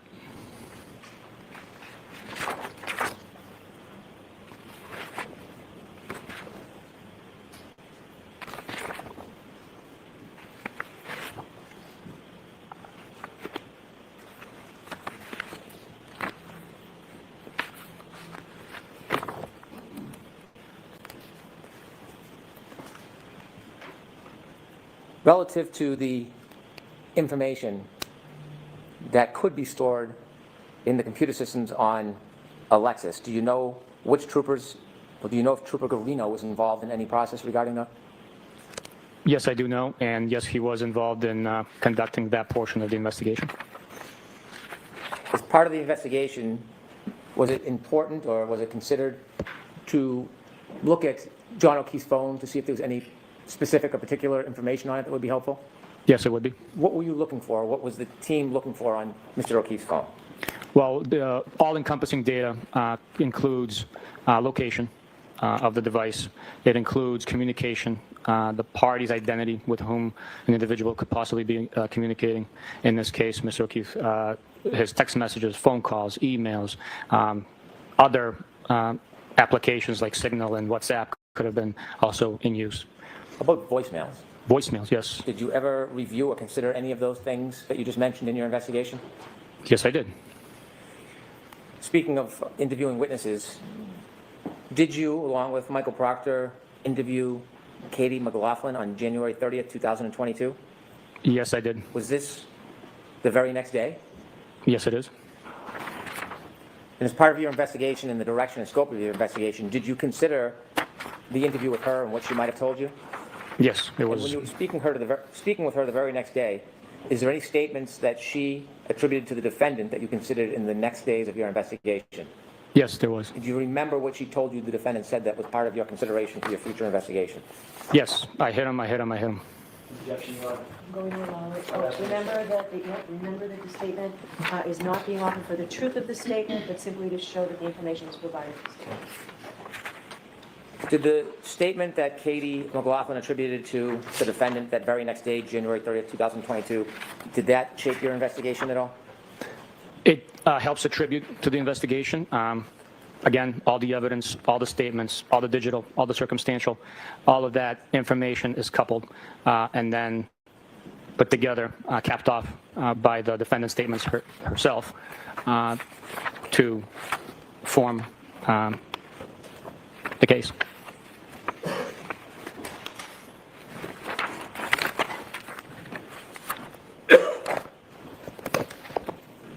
There were questions about a plow driver by the name of Brian Loughran. When did you first hear or learn of that name? It was quite some time after the case had made its way through the court system. When you learned of his name, did you attempt to speak to him? Yes. And before you spoke to him, were there any issues you identified relative to Mr. Loughran before you actually spoke to him? In regards to him, no, I didn't know him. I've never met him. Did you, in fact, speak to him and interview him? Yes, I did. Was that interview, did anybody attend that interview with you? Yes. It was asked whether or not there was a car that was seen. And that was what type of car? Ford Edge. Was he specifically asked whether or not that was a Ford Edge owned by the Albert family? In our interview? Yes. I don't remember specifically, but it is along the line of questions that would have been in my report and transcription of the audio recording. And one last interview, did you speak to Brian Albert Jr.? Or did you consider a report of his interview? I saw a report and Did you attend considered. that interview? I did not know. What did you understand his relevance to be in your investigation? He was at the home, at his parents' home, when some of his relatives and parents' friends came back to 34 Fairview. And after you considered that interview, did it change your perspective of knowledge about whether anybody had suggested that John O'Keefe went into 34 Fairview Road that night? No, it did not, no.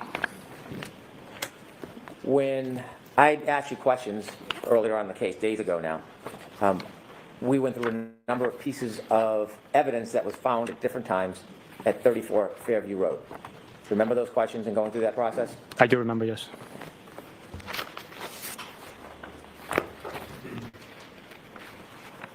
When we went through that process, were there any items that I did not ask you about? Yes, there were. And the items I did not ask you about, were they retrieved or found on different dates? Yes, they did. They were, yes. And the items that I did not ask you about on those different dates, do you remember how many different dates other items were found? I want to say 3 different dates. And on those other items I didn't ask you about, who recovered those items of evidence from 34 Fairview Road? Michael Proctor. Were you with Michael Proctor on any of those 3 dates when he turned in or reported the recovery of other evidence at 34 Fairview Road? I was not, no. And do you understand whether anybody was with him on those 3 dates? I'll allow that. My understanding that nobody else was with him. And I did not ask you about any of those pieces of evidence? No, you did not know. On cross-examination, you were asked about those 3 pieces of evidence? Yes, I was. Were you shown what are now exhibits containing pictures and a photograph of the bags in which those items were bagged? Yes, I was. Do you have those physical pieces of evidence? I do. Now I'd like to ask you about those 3 pieces of evidence. Was there evidence produced from February 8, 2022? There was. Who produced that evidence? That was Michael Proctor who recovered it. And you were not there that date when he recovered the items? I was not, no. I'd ask you to retrieve 7-13, the items that were found on February 8, 2022. Yes, sir. Do you have gloves? I do.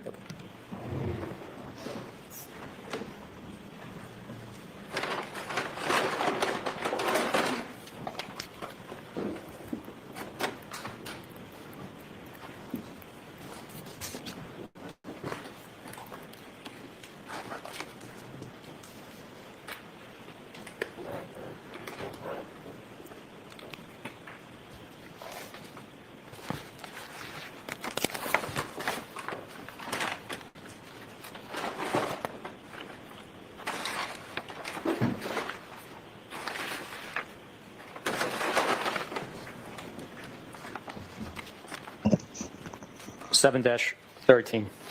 No, I move to introduce this into evidence. No objection. Exhibit 128. Can you describe what is in that bag? And if necessary, you should open it and show it to the jury. The description is 1 large piece of plastic, red in color, 1 small piece of red plastic, and 1 piece of black plastic. I will open it to further show.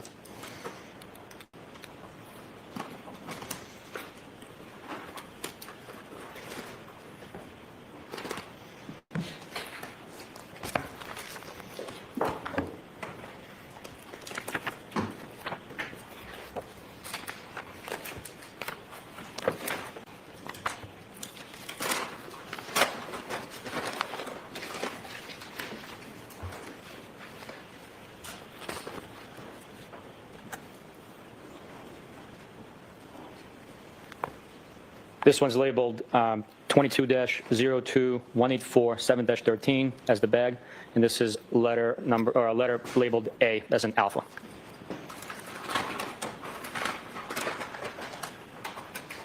Could you again tell us the date that was recovered? This was recovered on February 8th, 2022.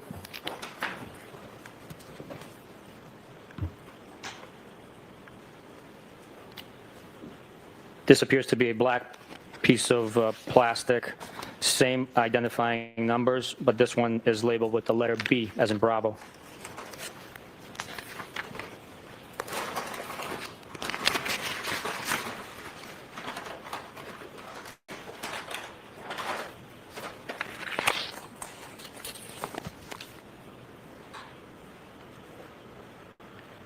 This small piece of red plastic is not labeled.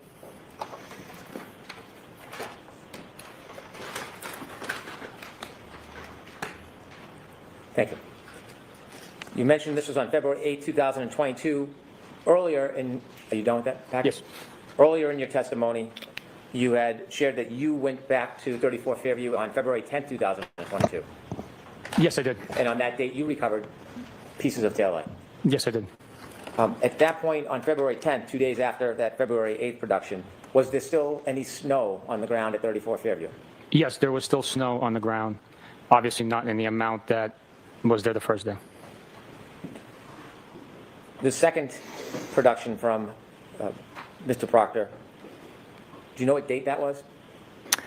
Don't hold me to it. I want to say the 11th of February. And did you bring 7-14 and 7-15 with you? Yes, I did. Could you produce those, please?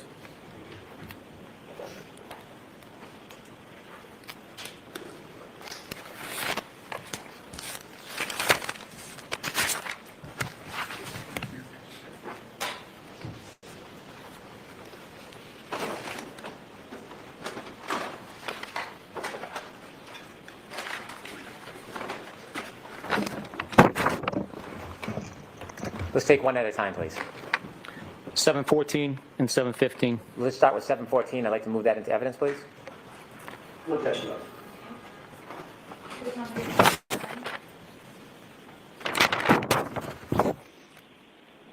Thank you. Regarding 714, can you show us what Mr. Proctor found on February 11, 2022? Yes, sir.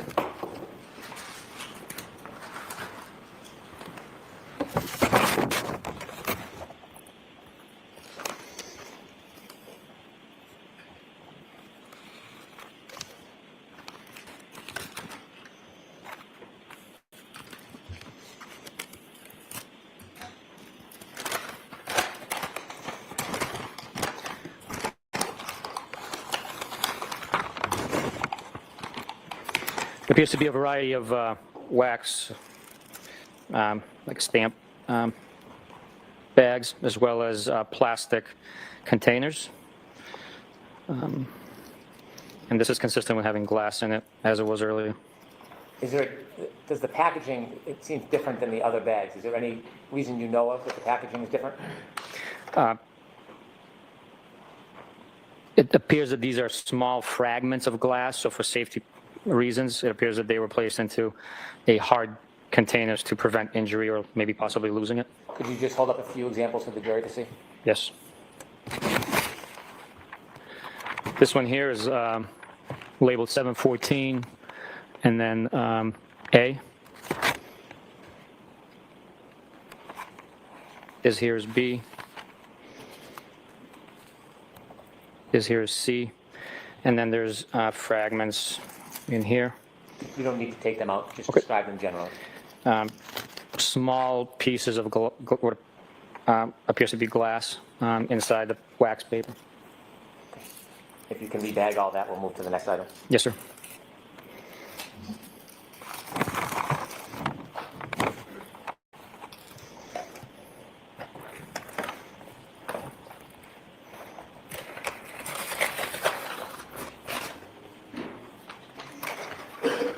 $7.15. Please, I'd move 715 into evidence. Mr. Jackson? Were 714 and 715 the two separate bags, both found on February 11, 2022? I can confirm that as soon as I look back at the bag. Exhibit 130.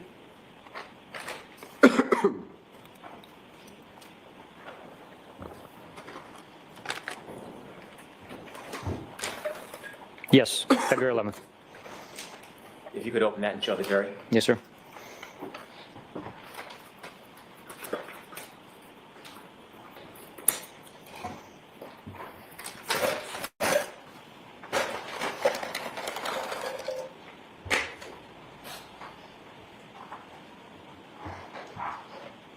This item is labeled with the same limbs number, 715, and the letter A.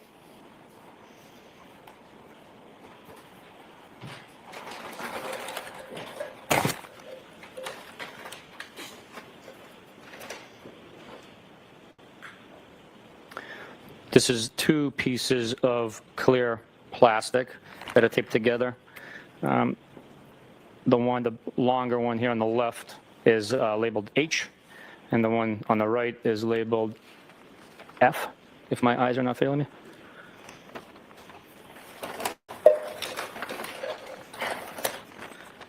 This is a canister labeled debris collection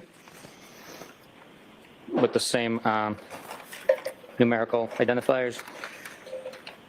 When would you use a canister as opposed to just putting it in a bag or a plastic bag? Is there a reason it's in a canister? I do not know the reason behind it. I would strictly be speculating. Thank you. This small red piece of plastic is labeled E, as in echo.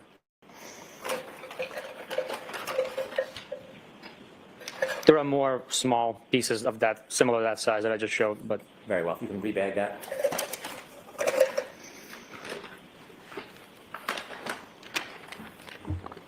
You mentioned there was 3 different days where Mr. Proctor found pieces of taillight at 34 Fairview. I'd like to go to that last day. that'd be the 18th, I believe, of February. Do you have a bag? I do. Could you produce it, please?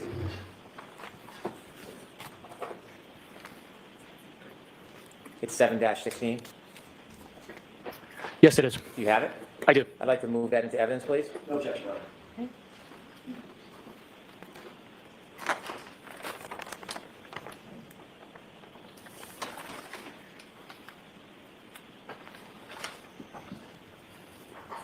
231.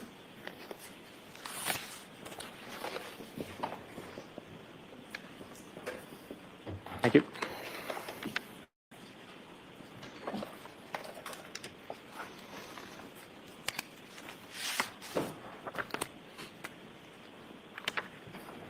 If you could open it, please, for the jury. Yes, sir.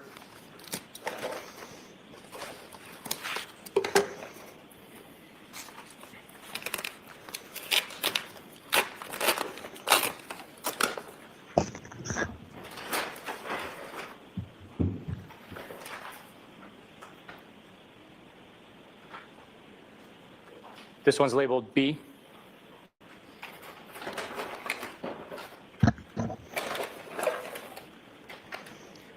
Here we have 3 red taillight pieces taped together.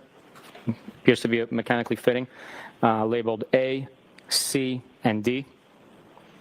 Do you typically label items? No, no. Do you know where those labels and the taping come from? I believe that's from the crime lab.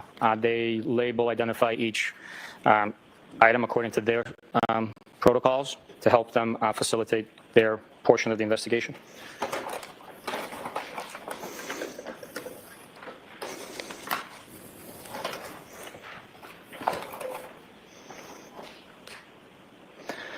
Small clear piece of plastic labeled E as in echo.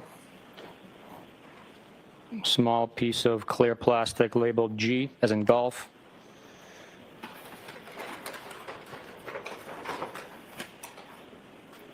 And another tin canister labeled piece of plastic. Thank you. Yes, sir.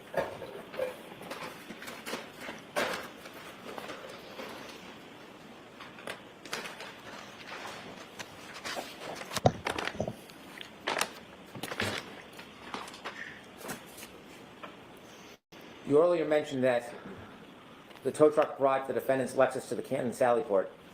Do you know if there's a video depicting that arrival? Yes, there is. With the court's permission, I would like to play a portion of Exhibit 127. Okay.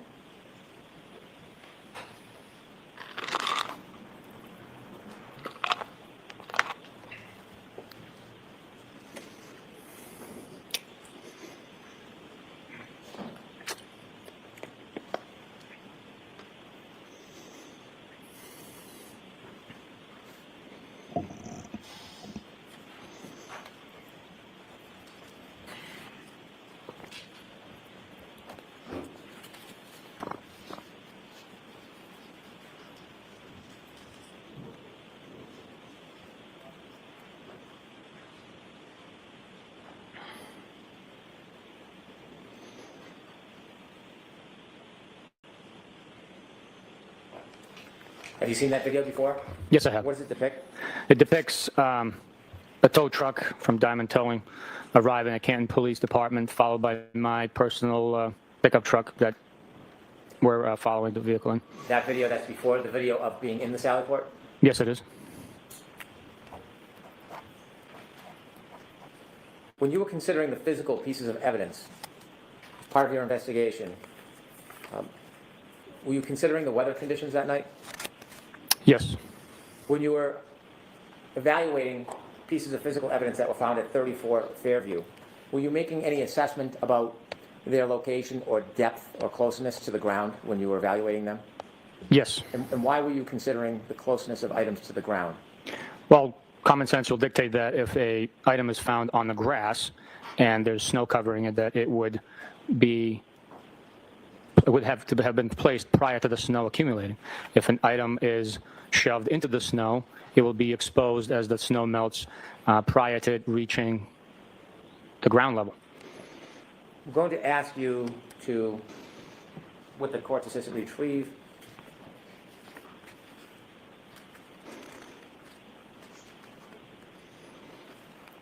Exhibit 85. May I approach? Yes.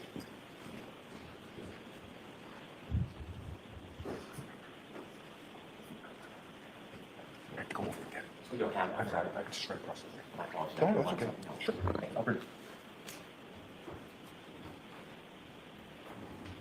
You have some questions while we wait? I can. You?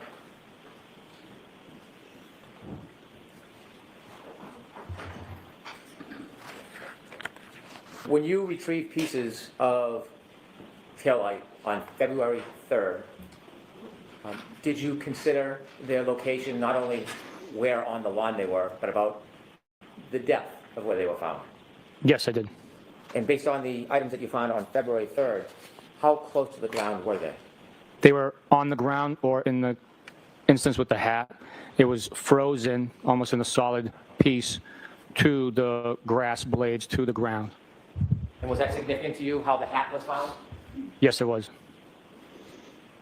I could have 99C.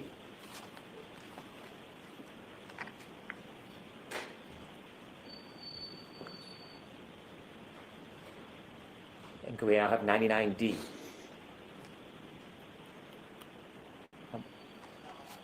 Beneath the hat on the left side next to the ruler, what do you see? Yellow grass and a leaf, I believe, a brown leaf. Was that of importance to you? Yes, it was.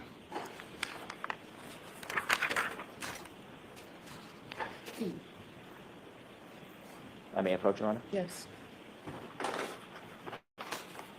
And if you could turn the lights on and take that down, please. Thank you, sir. I'm approaching with exhibit 85. Could you take the item out of the bag, please, sir? Yes, sir.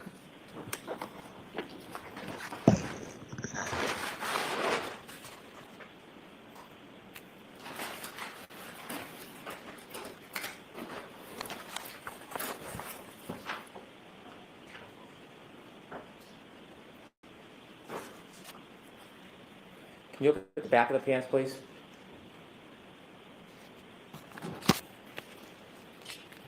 As part of your investigation and the significance of the evidence, did you consider any debris on the back of the pants as part of your analysis? Yes, the grass stains on the left, Objection. the appearance of the Go ahead, I'm sorry. the appearance of the staining that's taken place or had taken place on these jeans was significant in the fact that it appears to be green and grass stain. What did that suggest to you as part of your evaluation of your investigation and the decisions that you made after? It suggests that Mr. O'Keefe impacted the grass area with his left glute, transferring green staining onto his pants. Are you, or do you know from your investigation the amount of snow that was on the ground at about 12/32/09 to 12/32/12 on January 29th of 2022? Yes, based on my investigation and review of video from surveillance footage, it appears to be very little to a coating of snow in some areas. You could repackage that for us, please? Yes, sir. Mr. O'Keefe's pants.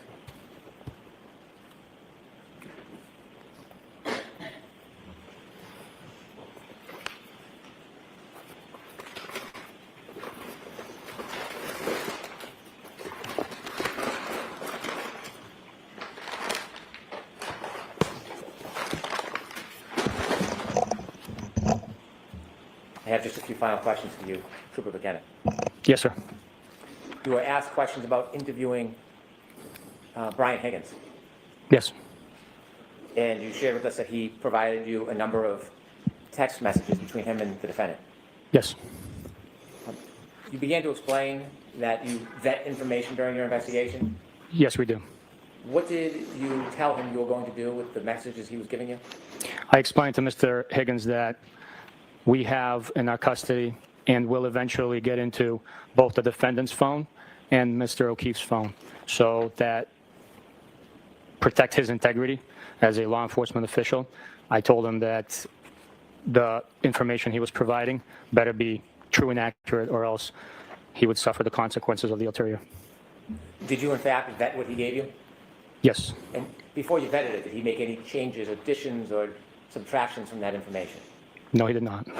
And when you vetted that information, was there anything different from the alternative source, that being the defendant's phone, from his phone? Not that I noticed, no.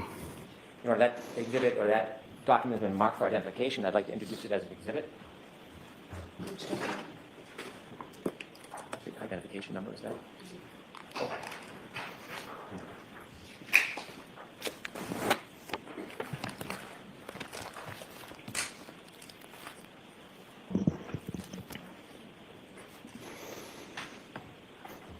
apologies. I'll need to look. I don't know the number offhand.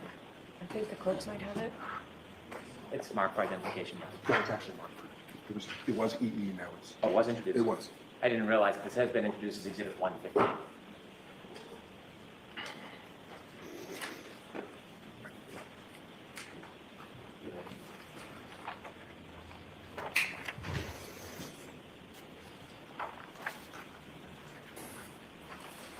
As part of your investigation, did you look to see if there was any animus or difficulty between Mr. Higgins and Mr. O'Keefe prior to Mr. O'Keefe's death? Yes. Did you look at text message records to see if there was any motive that was evidenced in those text messages for Mr. Higgins to want to murder Mr. O'Keefe? I did look. May I approach? Yes.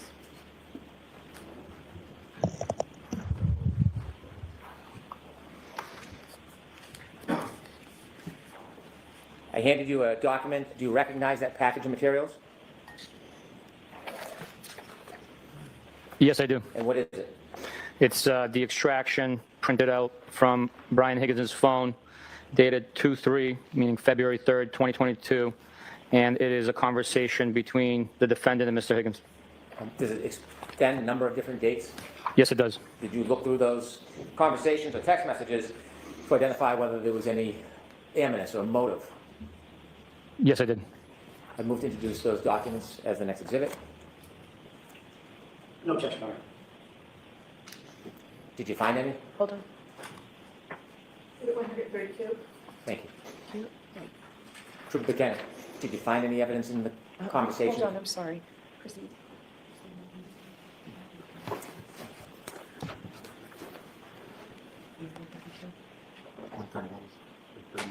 Okay, thank you. Sorry, go ahead. My apologies. No, that's okay. So, Trooper Buchanan, when you studied the materials, the conversation, communications between Brian Higgins and John O'Keefe, did you find any evidence shaping your investigation that there was a motive to harm, hurt, or murder Mr. O'Keefe by Mr. Higgins? No, there was not.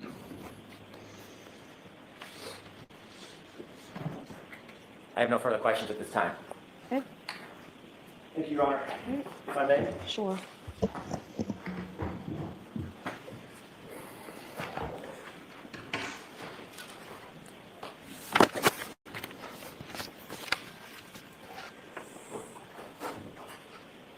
You were just asked about Brian Higgins in your interview with Brian Higgins. Where did that take place?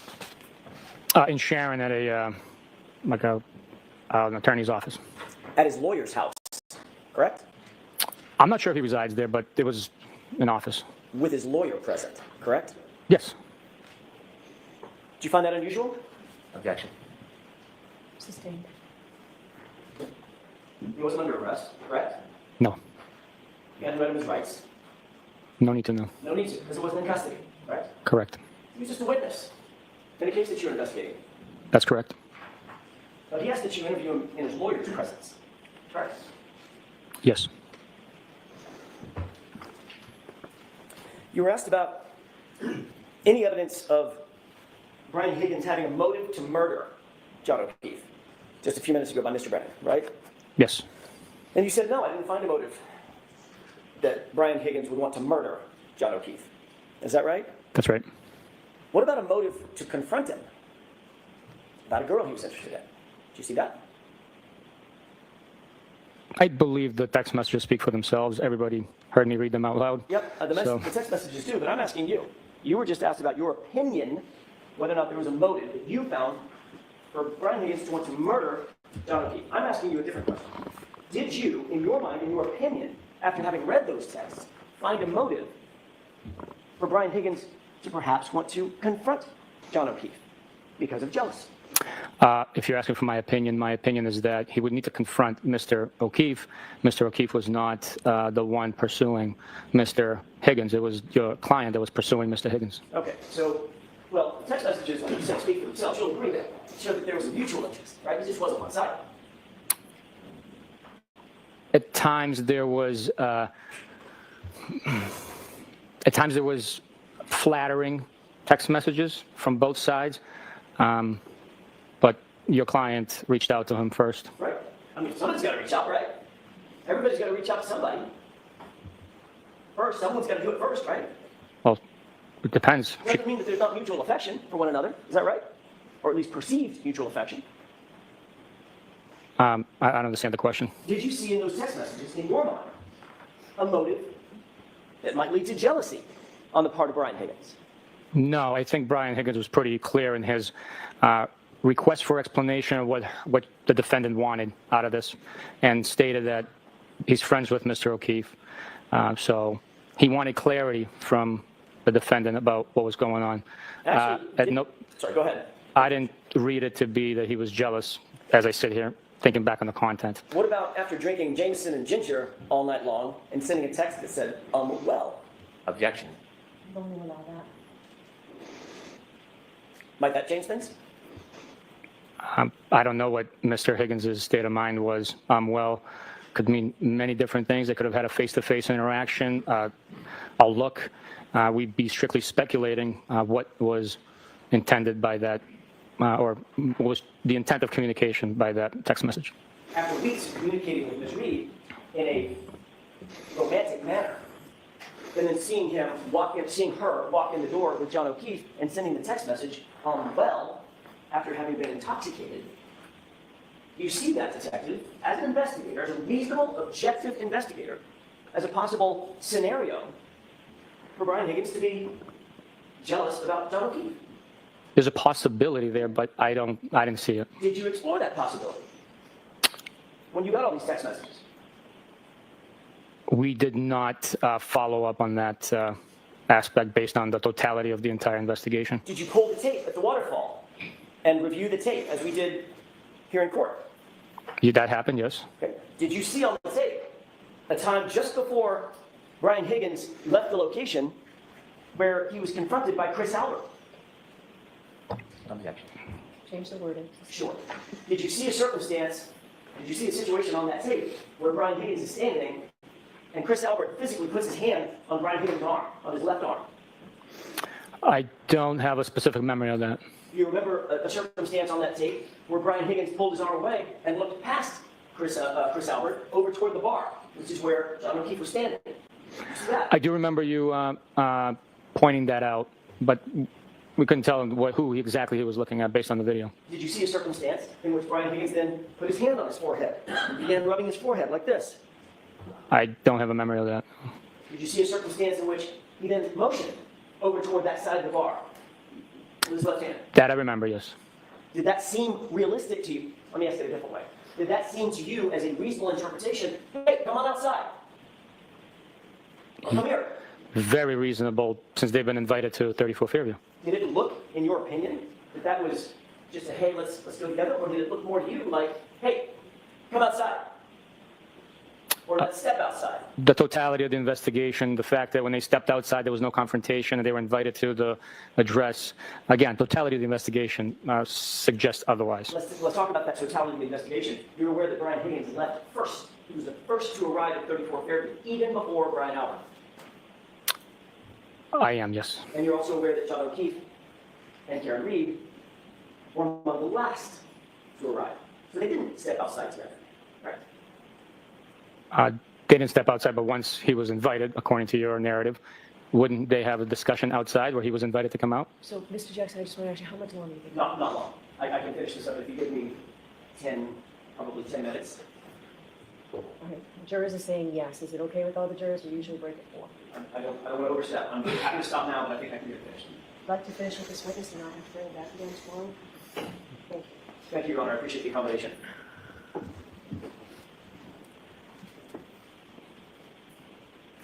You're aware that, according to the tape, John O'Keefe left about 10 minutes after Brian Higgins, or so.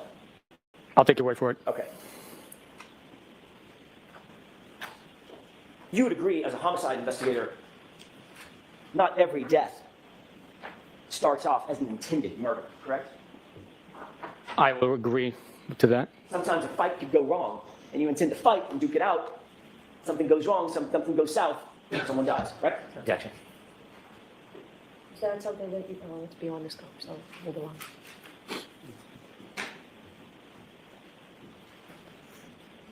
You were asked on redirect examination about taillight pieces that were found by the CERT team. I want to ask you real quick about that. Your testimony was you recall that the CERT team found a large piece of red taillight material during their initial search. Is that correct? That's my recollection, yes. Okay. Did the CERT, you had a debriefing with the CERT team, correct? Not the CERT team. I had a debrief with the members of our unit at the Ken PD conference room. I do not have a memory of the CERT team being there. Do you recall ever being told or informed that the CERT team actually recovered maybe 5 or 6 pieces, maybe 7 pieces of small plastic material in addition to the shoe? As opposed to a large piece of red taillight. The memory that stands out to me that I have is that there was a large piece of plastic recovered. It wasn't a shard. It was significant enough that, shown on the photograph taken by Detective Lieutenant Tully. And do you recall that the CERT team, or were you ever informed that the CERT team found those, according to the CERT team, within inches of one another, within about a 2-foot square radius? I don't have a memory of where they found them exactly. I wasn't there. Okay. You were asked about the taillight. You were shown a photograph of the taillight, where almost the entirety of that lens material is missing, gone, correct? Yes. And you remember talking to Jen McCabe originally, interviewing her within days of this incident happening, correct? It was the 29th we interviewed. The day. That day, yes. Do you remember her saying that the taillight was cracked/broken? She communicated that over the phone to Michael Proctor, which was then documented later on in the interview report from earlier. I'm sorry, go ahead. And it was documented within the interview report. Okay. And in that interview report, it doesn't say the entire lens cap of that taillight is gone, correct? Correct. The report does not say that, no. And she didn't describe that, did she?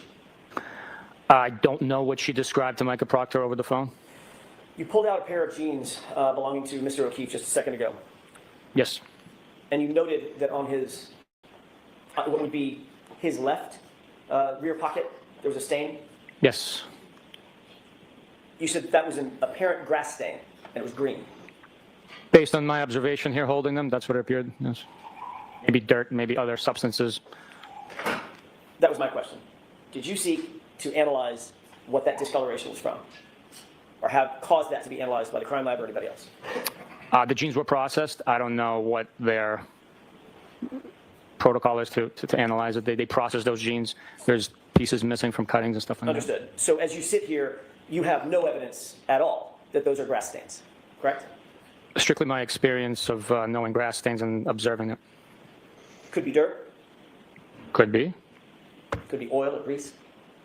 I don't know about that, but They look brown. Stains look brown, don't they?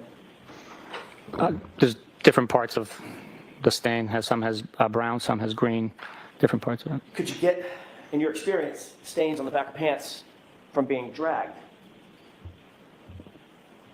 I've never dragged anybody, so from my experience, I can't tell you. I didn't ask if you've ever dragged anybody. You've never murdered anybody either, but you're a homicide investigator, right? Did you get those stains from being dragged? It's a common sense question. My common sense dictates that it was not a drag, a mark, because it would have linear characterizations, and it would be both buttocks that are engaged in contact with the ground while being dragged. What if he was being dragged and he had something in his pocket, or being dragged at an ankle? Dragged through a crease spot that was only on the left. What about all those possibilities? Again, my opinion, common sense dictates it was not the case. But you certainly didn't take any action to investigate forensically what those stains actually were. I did not know. By the way, can you lose a shoe from being dragged? It depends. I guess you can, depending on how loose it is. You said that there was no information that you had regarding Brian Higgins and John O'Keefe having any animosity toward each other prior to January 29th, 2022, correct? Correct. But you did, now let's talk about on January 29th, 2022. In your experience, does drinking alcohol increase a likelihood or increase the possibility of getting into an altercation?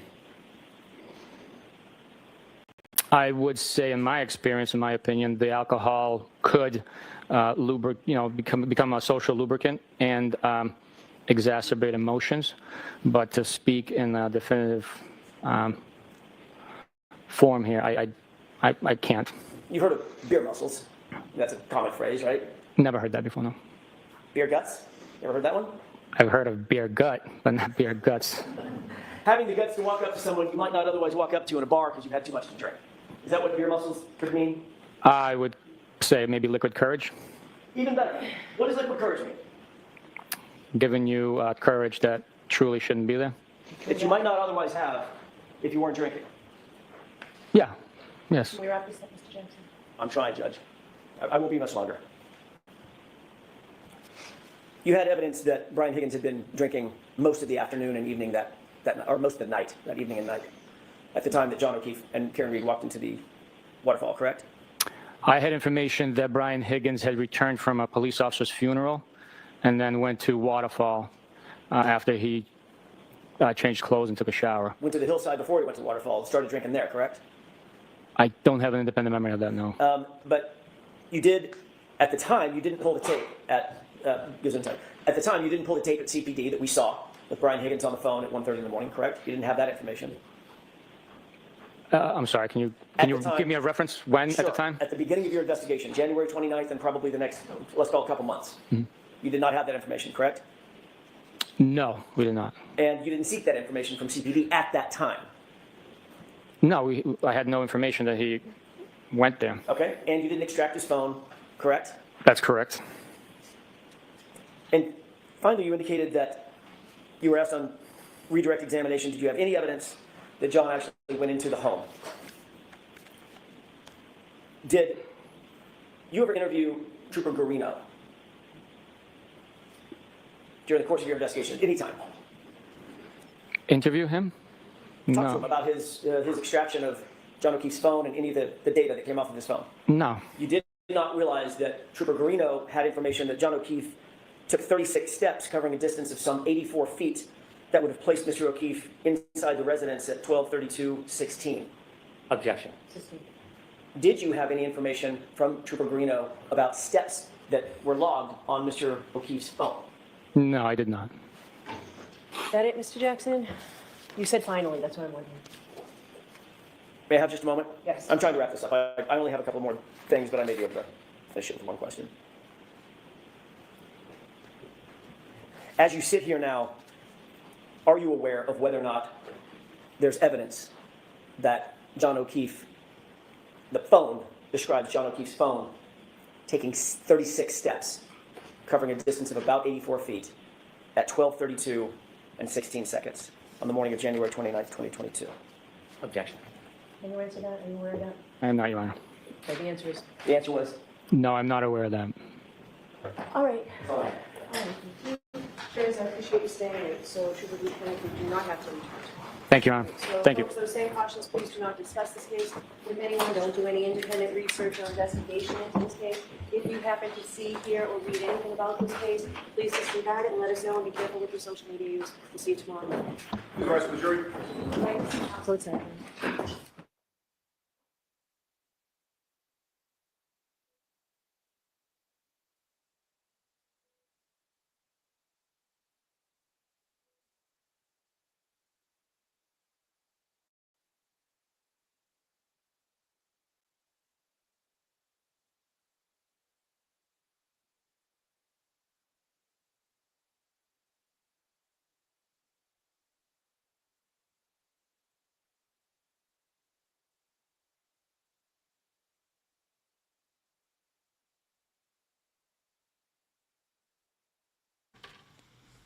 Yeah, you're right, Patricia. She did want to get home.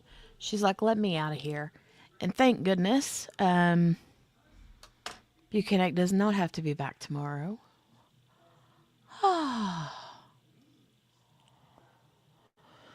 Oh, Morgana, who do you think we'll have on the stand tomorrow? Who do you think we will have?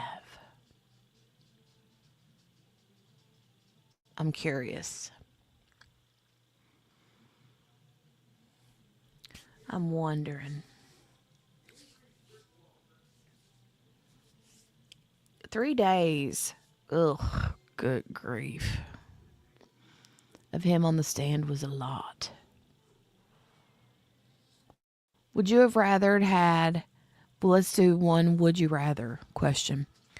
Would you, sorry, Poppy's coming in here. Would you rather have 3 days of Buchanan on the stand or 3 days of Jen McCabe? I mean, we've had both, right? But if you had your druthers, you know. Patricia says, sounds like Higgins and Proctor both have some splaining to do. Yeah, they do. Neither. Cherie says those 3 days seemed like a year. God, they did. They so did. Ugh. I think I'd rather listen to Jen McCabe over Buchanan. Just saying. Butt naked. All right, youngins. I'm going to scooch. It's 5:22. I'm going to go see what the fam's going to do. Get some dinner started. All that jazz. All that jazz. So, but thanks for hanging out today. Thank you. I appreciate it. I hope you guys have a great rest of your night. Tomorrow is Tuesday. So, I don't know. We'll see who's up tomorrow on the stand. We'll see. Could be one of several people. Right?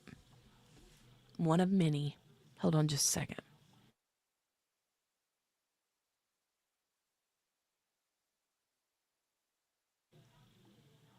Okay, I'm back. All right, I'm going to get out of here. I will see you guys back tomorrow. And we'll get back to it. All right? You guys have a fantastic night. And make sure to hit that thumbs up before you leave. Subscribe if you're new. Hit that notification bell and click all so you don't miss anything. And then if you're watching this on the replay, make sure to put a hashtag replay in the comments so I know that you were here. Okay. You have a good night too, Patricia. You too, Cherie. Morgana Banana. All right. I'll see you guys tomorrow. Bye.